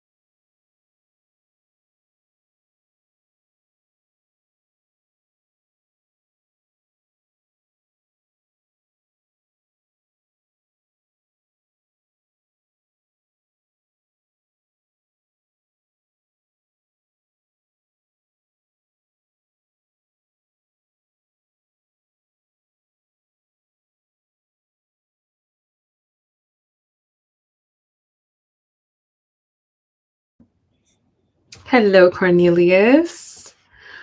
Alrighty, so you are asking, what advice would my ancestors give me when it comes to my brother helping me with our parents? He just makes everything so difficult and don't have much support. That is really tough. I am very sorry about that. Let's see what they want you to know. What advice do you have for Cornelius in regards to his brother? How should he proceed forward in this situation? What do you want him to hear right now?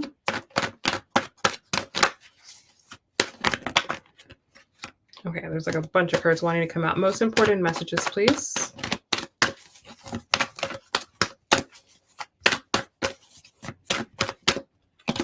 All right, so I have the Seven of Wands coming out. All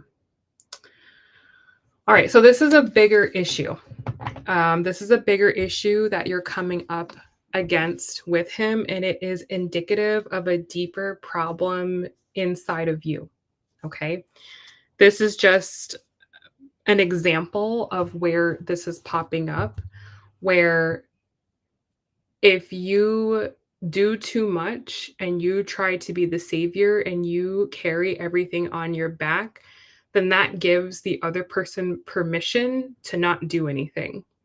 And so if you pull back and do less, and you're not chasing him for support, you're not chasing him for help, then it will draw him more to the situation.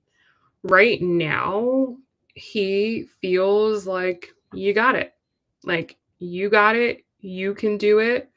Um, I'm getting you're the golden child or you're the one that they like more.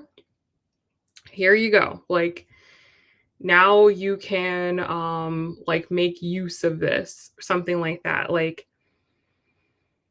and this is something that maybe you do in other areas of life, like not just when it comes to your parents, but across the board in a lot of your other relationships is you may do too much and then the other person doesn't do anything because they don't have to, number 1, and number 2, like there's no role for them. Like there's no clear role for them because you're filling all the roles.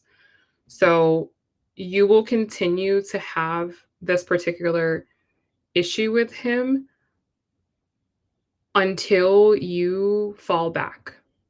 And I know you're like, well, what would happen if I fell back? That's what you have to find out. That's what you have to work through. And again, it's deeper than your parents, it's deeper than your brother. It's a feeling that you have that you're responsible. This is my responsibility. You're taking this on. You're putting this on your plate. You're putting it on your shoulder, even though it doesn't have to be that way. Like it doesn't have to be that way. There, are other options, but you're choosing this particular option. Right. You were the reliable, responsible child. So that's the role that you're continuing to play now. You're continuing to be the reliable, responsible child. So he doesn't have to do anything because you've been maybe parentified as you were growing up. You were conditioned, you were raised by your parents to take on this responsibility. And he was conditioned to do nothing and receive everything. And people who are like that, they get everything because they truly believe that they deserve it. They believe that I don't have to do anything. Everything comes to me, and they go through life with that mentality, and they tend to be luckier. They tend to get things handed to them because they expect that. They have this inner, entitlement almost because it's the way they were conditioned. So you were conditioned for whatever reason to be reliable, be responsible, take things on. And so you go through life expecting that if I want something, I have to do it. So the only difference between the two of you is your conditioning. You receive different conditionings, right? For whatever reason, whatever the situation was, that's the conditioning that you got. And so if you want him to do more, then you have to fall back and give him room to step up. You have to give him room, give him space to step up. So you say they don't trust him to handle anything. Well, if you continue to put him in that box as we don't trust him, he can't handle anything, then he will never live up to that responsibility because you'll never give him the opportunity to do it and fail. And that could be a disservice to him as well. Maybe he was never given an opportunity to fail. Maybe he was never given an opportunity to, try something and mess it up and then given an opportunity to make mistakes. Maybe it was always, you know, he just can't do it or he's younger or whatever. And so he never got that opportunity to learn that type of programming. So you have two different programming and you both need to switch now. Like you kind of need to be more like him and he needs to be more like you. But it's an internal switch that you have to make. You have to make the internal decision to not take responsibility for your parents. Okay? You are a child. You were the child. You still have an inner child, right? That's likely wounded. You have to go back into the position of a child in the relationship with your parents and start letting your parents know, I cannot do this, which might be hard for you because you probably don't want to disappoint them. You probably don't want them to see you as incompetent. You probably don't want to let them down, which is likely why you came into this responsibility mode is I want to prove something to them. I want them to love me. I want them to give me care. And the way that I get that is when I'm responsible. So the only way to change that, the only way to fix that, and the only way for your brother to step up is you have to step down. Because right now, there's a gap between the two of you. You're over qualified and he's under qualified.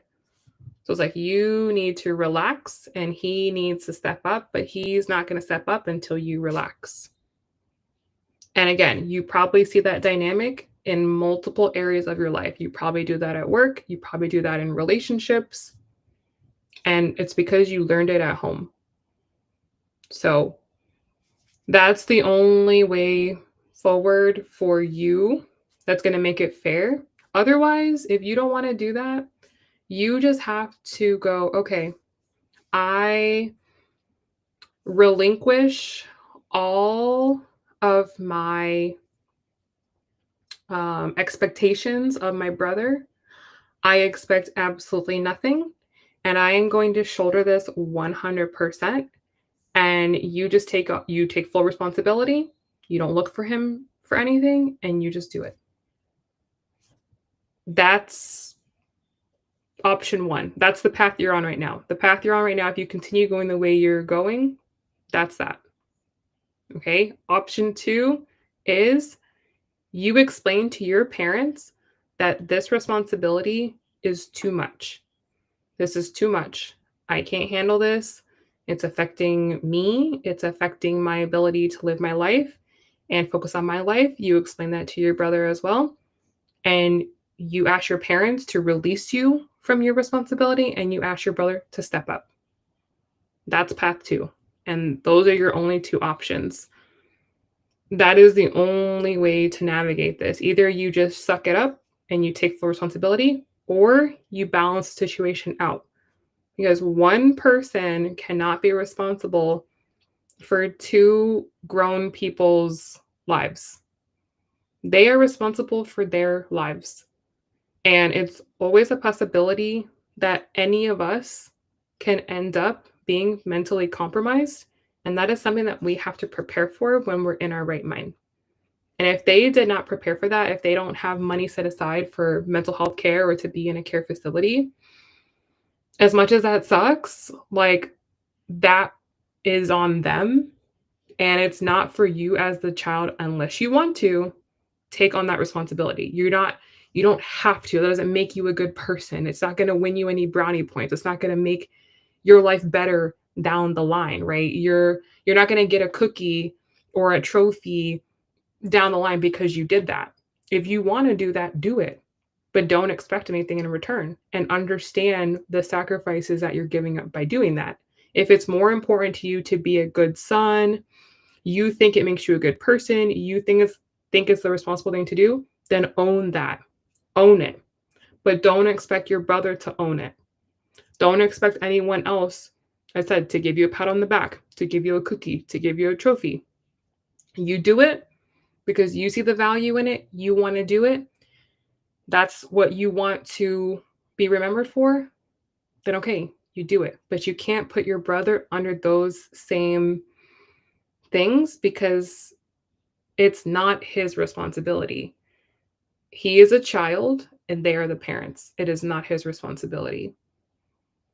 Yeah. So, really, that is not your fault. That is not your fault. It is your parents' responsibility to take care of their future. It is not up to you as the child to determine what your parents' care is going to be in their older age. That was their younger self's responsibility to figure out. And if they didn't take care of that, if they didn't make that a priority, then now they're suffering the consequences of that. And that's on them. That's not on you, right? So any help you give them is you being very nice, you being a very nice son, because most children in this situation do not help their parents. Whether you like, you know, I know that sounds harsh, but it's true. They don't because they have their own life, they have their own kids, they have their own things they cannot. And people have to find a solution, right? On their own. So you have to get back in line. You have to get back into the child position. You are their child. You are below them. So you don't make responsibilities for them. You're not on top of them. You're not ahead of them. You're not higher in the hierarchy than them. You're below them. So either you need to tell them, I cannot do this on my own. I cannot handle this. I don't have enough support. This is too difficult for me. And you need to separate yourself and ask your brother to step up. Or you just shoulder it. You just shoulder it and you take it on, but you can't be bitter about it. You can't be angry about it. You can't, expect anything in return. You can't put that on your brother. You have to just shoulder it. So either you step up for yourself, you stand up for yourself, or you suck it up and you just take it on. That's the only thing. Your brother doesn't have to do anything.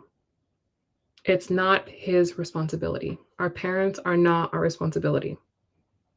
If you're doing it out of the kindness of your own heart, if my parents die, I want to know I did everything. Okay, that's fine. You can do that. But you can't make your brother do that. He doesn't have to. And that's on him. He can feel his own feelings about it. He can deal with his own regret when the time comes.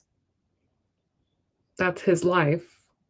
You just have to focus on your own life and think about your path ahead and your journey in the next couple of years of your life and how you plan to spend it. And if this fits into your plan, does this fit into what you imagine for yourself? Is this what you want to do? And if it is, okay, you just keep doing it. It's hard, but you keep doing it. If your brother doesn't want to, okay, forget him. You know you can't rely on him, you just cut him out. Not that you cut him out of your life, but you cut the idea of the side of yourself that has an expectation of him out. If he helps, great. If he doesn't, great. I still got it.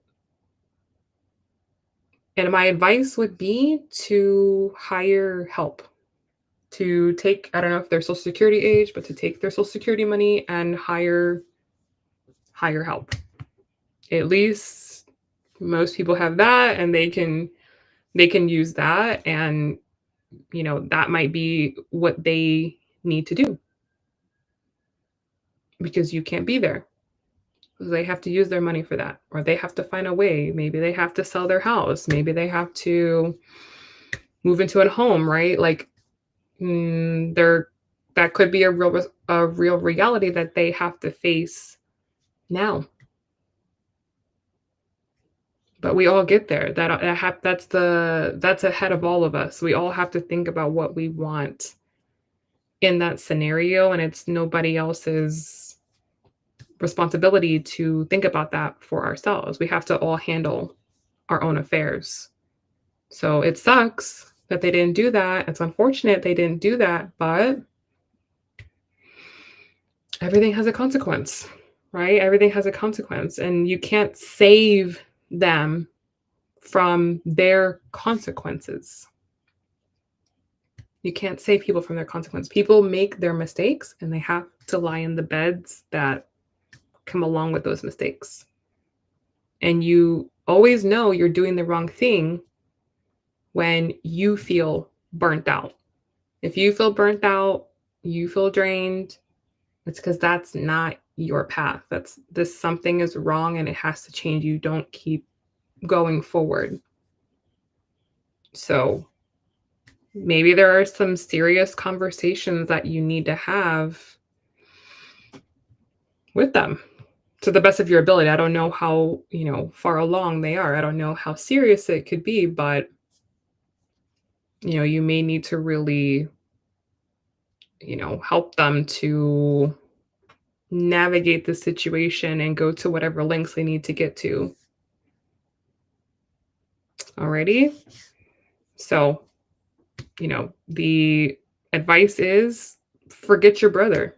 Forget about him. If he's showing you through his actions he doesn't want to help, he doesn't want to help. He's not going to help. He doesn't have to help. It's not his responsibility. It's really not. It's cold, but it's not his responsibility. So drop your expectations of him. See him for who he is. If he's always been the spoiled one, that's who he is. He's the spoiled one. Doesn't change. People don't change. They're always the same. So don't make yourself the victim. No one's helping me. I don't have any support. My brother's not doing anything. Like, get out of the victim mindset and just take responsibility. Just say, okay, this is a situation. Let me find solutions. Let me find a way to navigate this so it doesn't destroy me. Because how is it fair that their lack of priorities destroys you? We're not meant to pay for our parents' mistakes. Okay? All right. That is what I have for you. Hope that was helpful.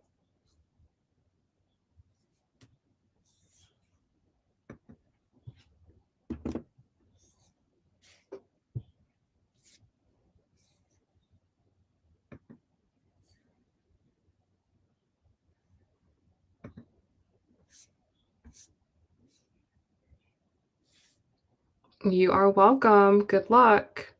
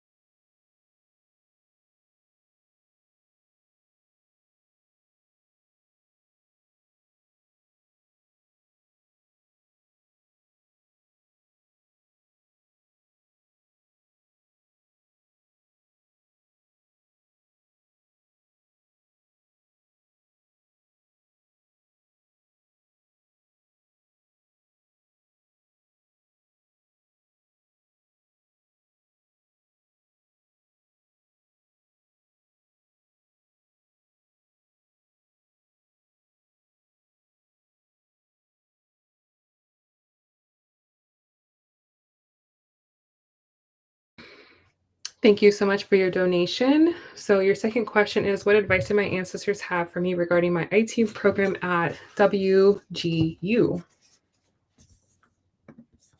Okay, so what do you want Cornelius to know about his IT program? What do you want Cornelius to know about his IT program? What do you want him to hear? What do you want him to know?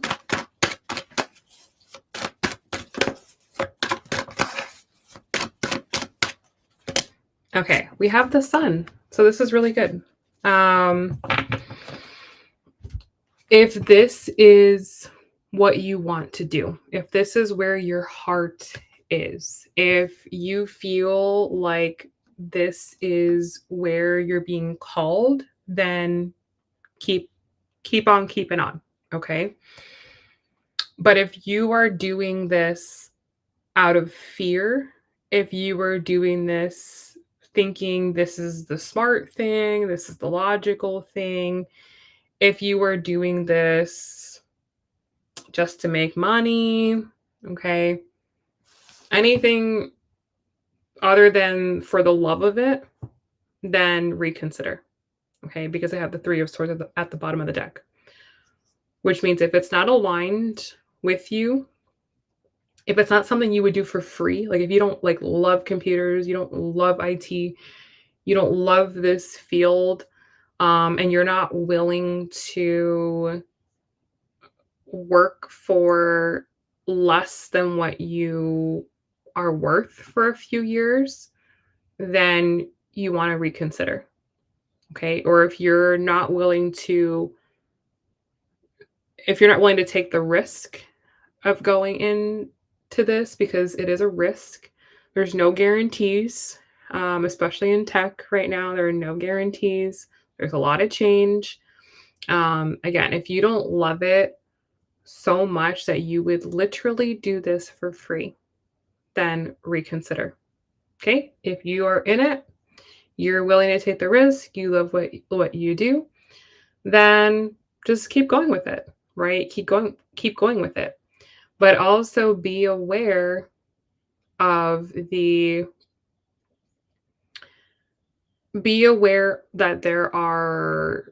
it's not like uh, the meal ticket, okay? Like it's not guaranteeing results. It's not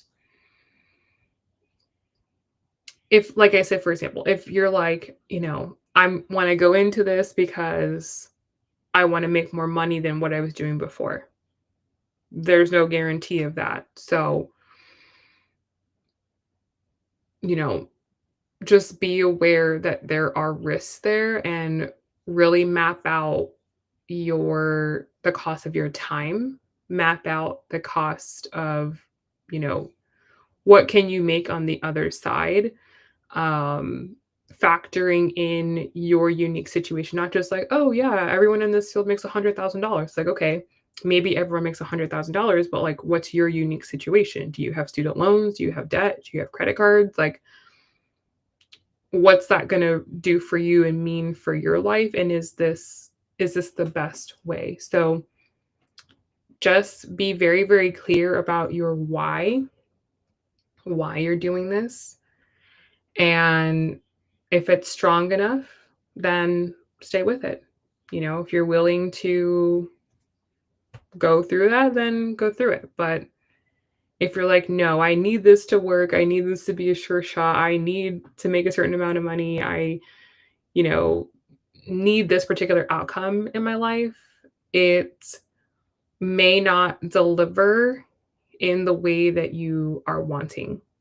Okay. So just be realistic, be aware of the downside. Don't go into it, with rose-colored glasses and everything's so great and everything's amazing and nothing bad's going to happen to me, because right now as we speak, we have thousands and thousands and thousands of qualified graduates who have gone through things, who can't find jobs, who, have student loan payments coming up that they can't pay because they can't find a job for what they went to school for.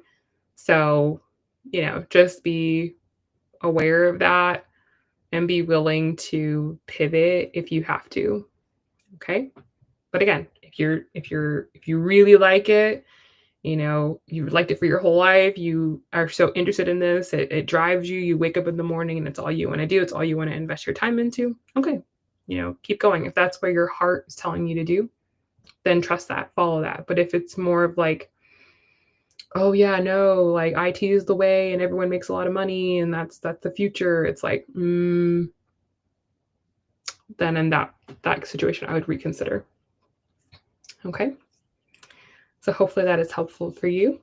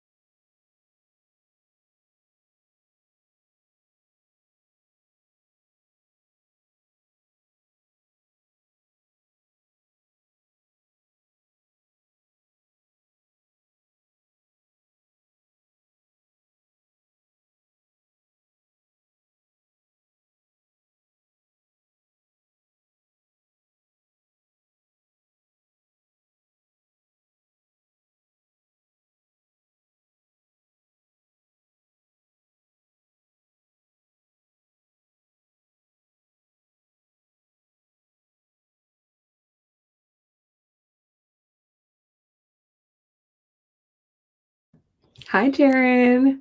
Okay, let me see what you have here. Thank you so much.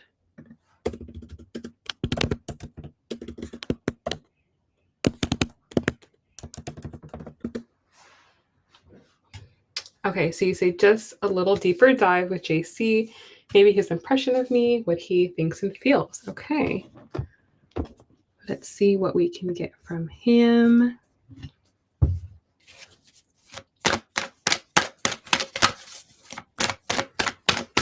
That's okay. Don't feel any type of way about that. I understand. That's why I'm here. What does Jaren need to know about JC, or what do you want her to know about JC? What is his impression of her? What is he thinking and feeling? What do you want her to know?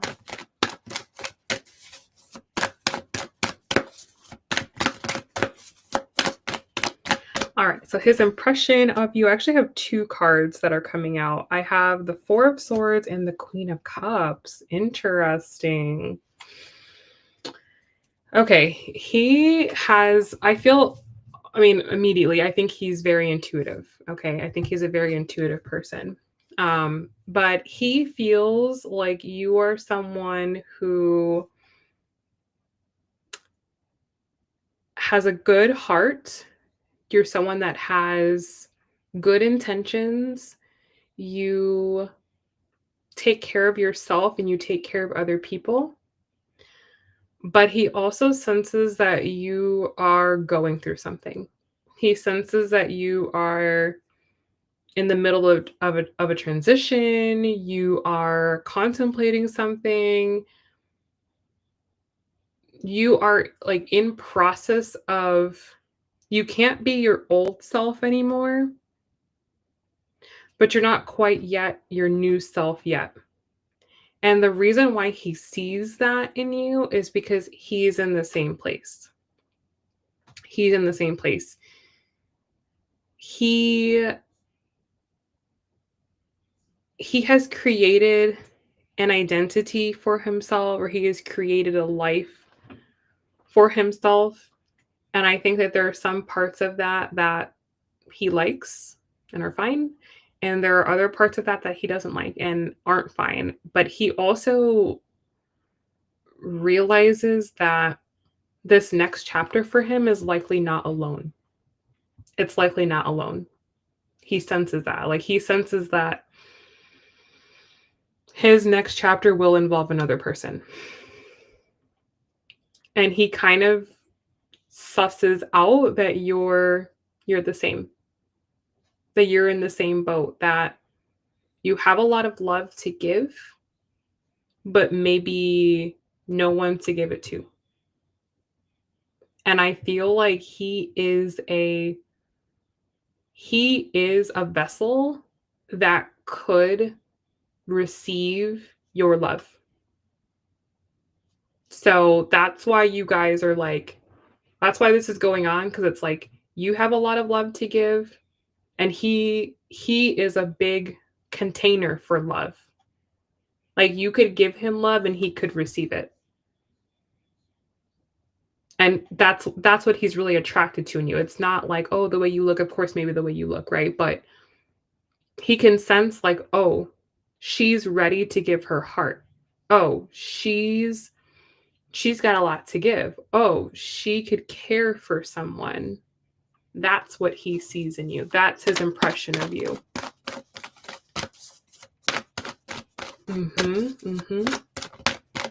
So the way that he's thinking about you,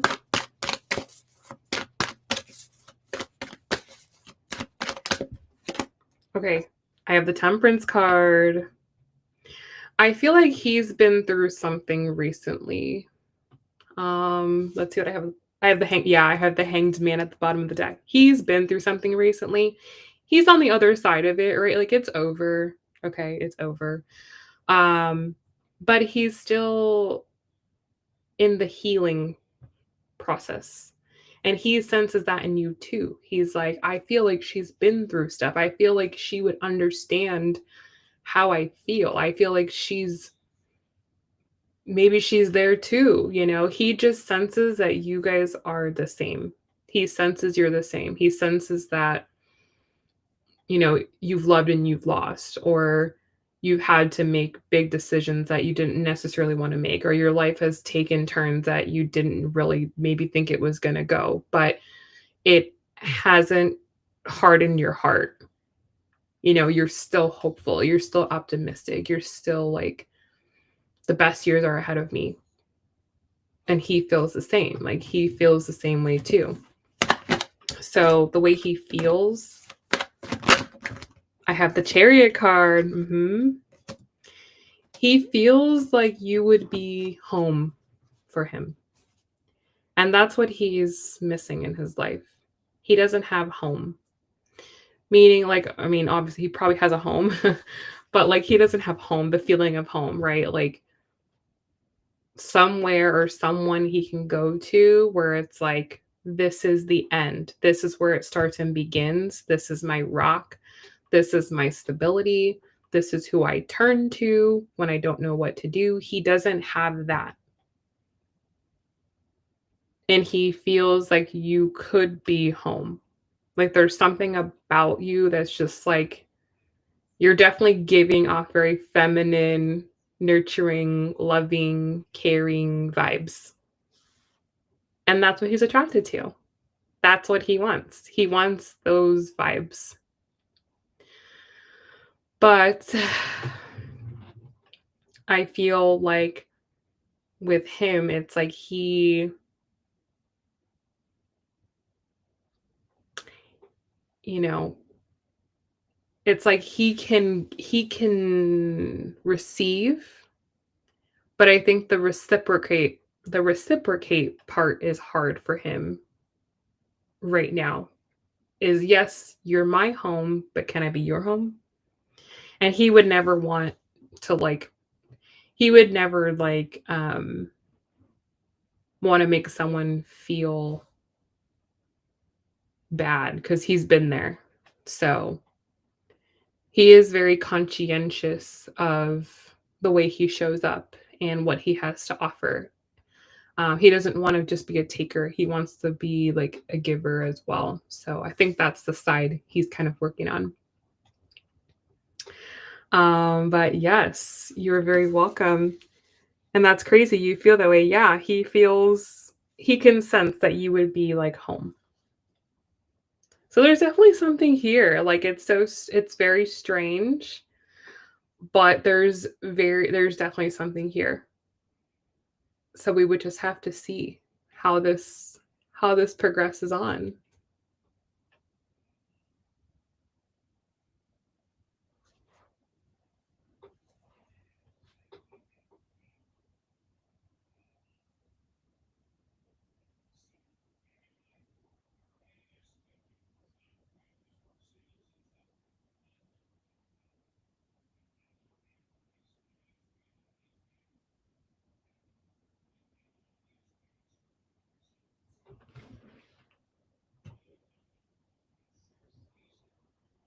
You said I do want reciprocation, of course. He's in LA. I'm in Wisconsin. I'm curious what's going on. I do think publicly he has a girlfriend, but he's private, so I don't know. Yeah, I mean, this guy's complex. He's complicated. Um, his outer appearance and his inner reality are different things. So that's why I'm saying, like, you may think you know him, or you may think, like, oh, you know, he has all this going on. And it's like, no, no, no, no, no, no. Like, you energetically are up here, and he energetically is maybe like a level lower. Um, he has, he definitely has some work to do. There's certainly some kinks to be worked out with him. So, yes, there are a lot of things that you know, you just can't know about him, but yeah, there's yeah, let's just say there's work that he would have to do to be on your level. So don't feel like, oh, he's in LA, he's a musician. No.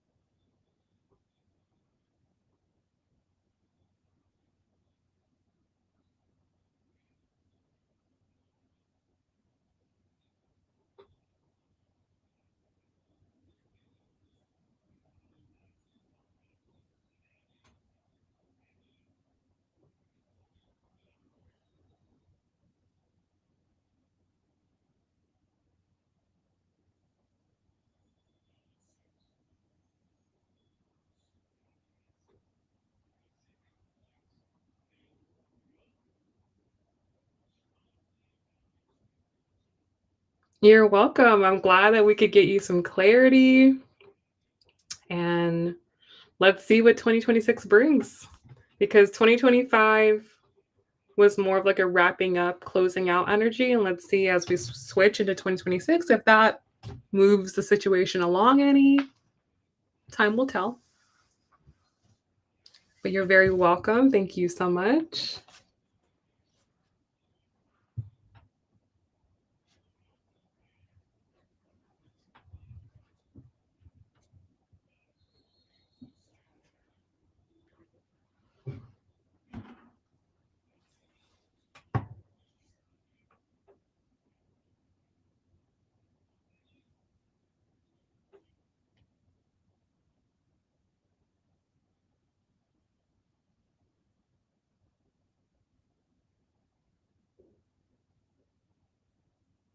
You said trying to live my life and trust what is meant for me will happen. But yeah, we'll see. That makes sense. Closing out cycles. I'm ready to move on from. Amen, sister.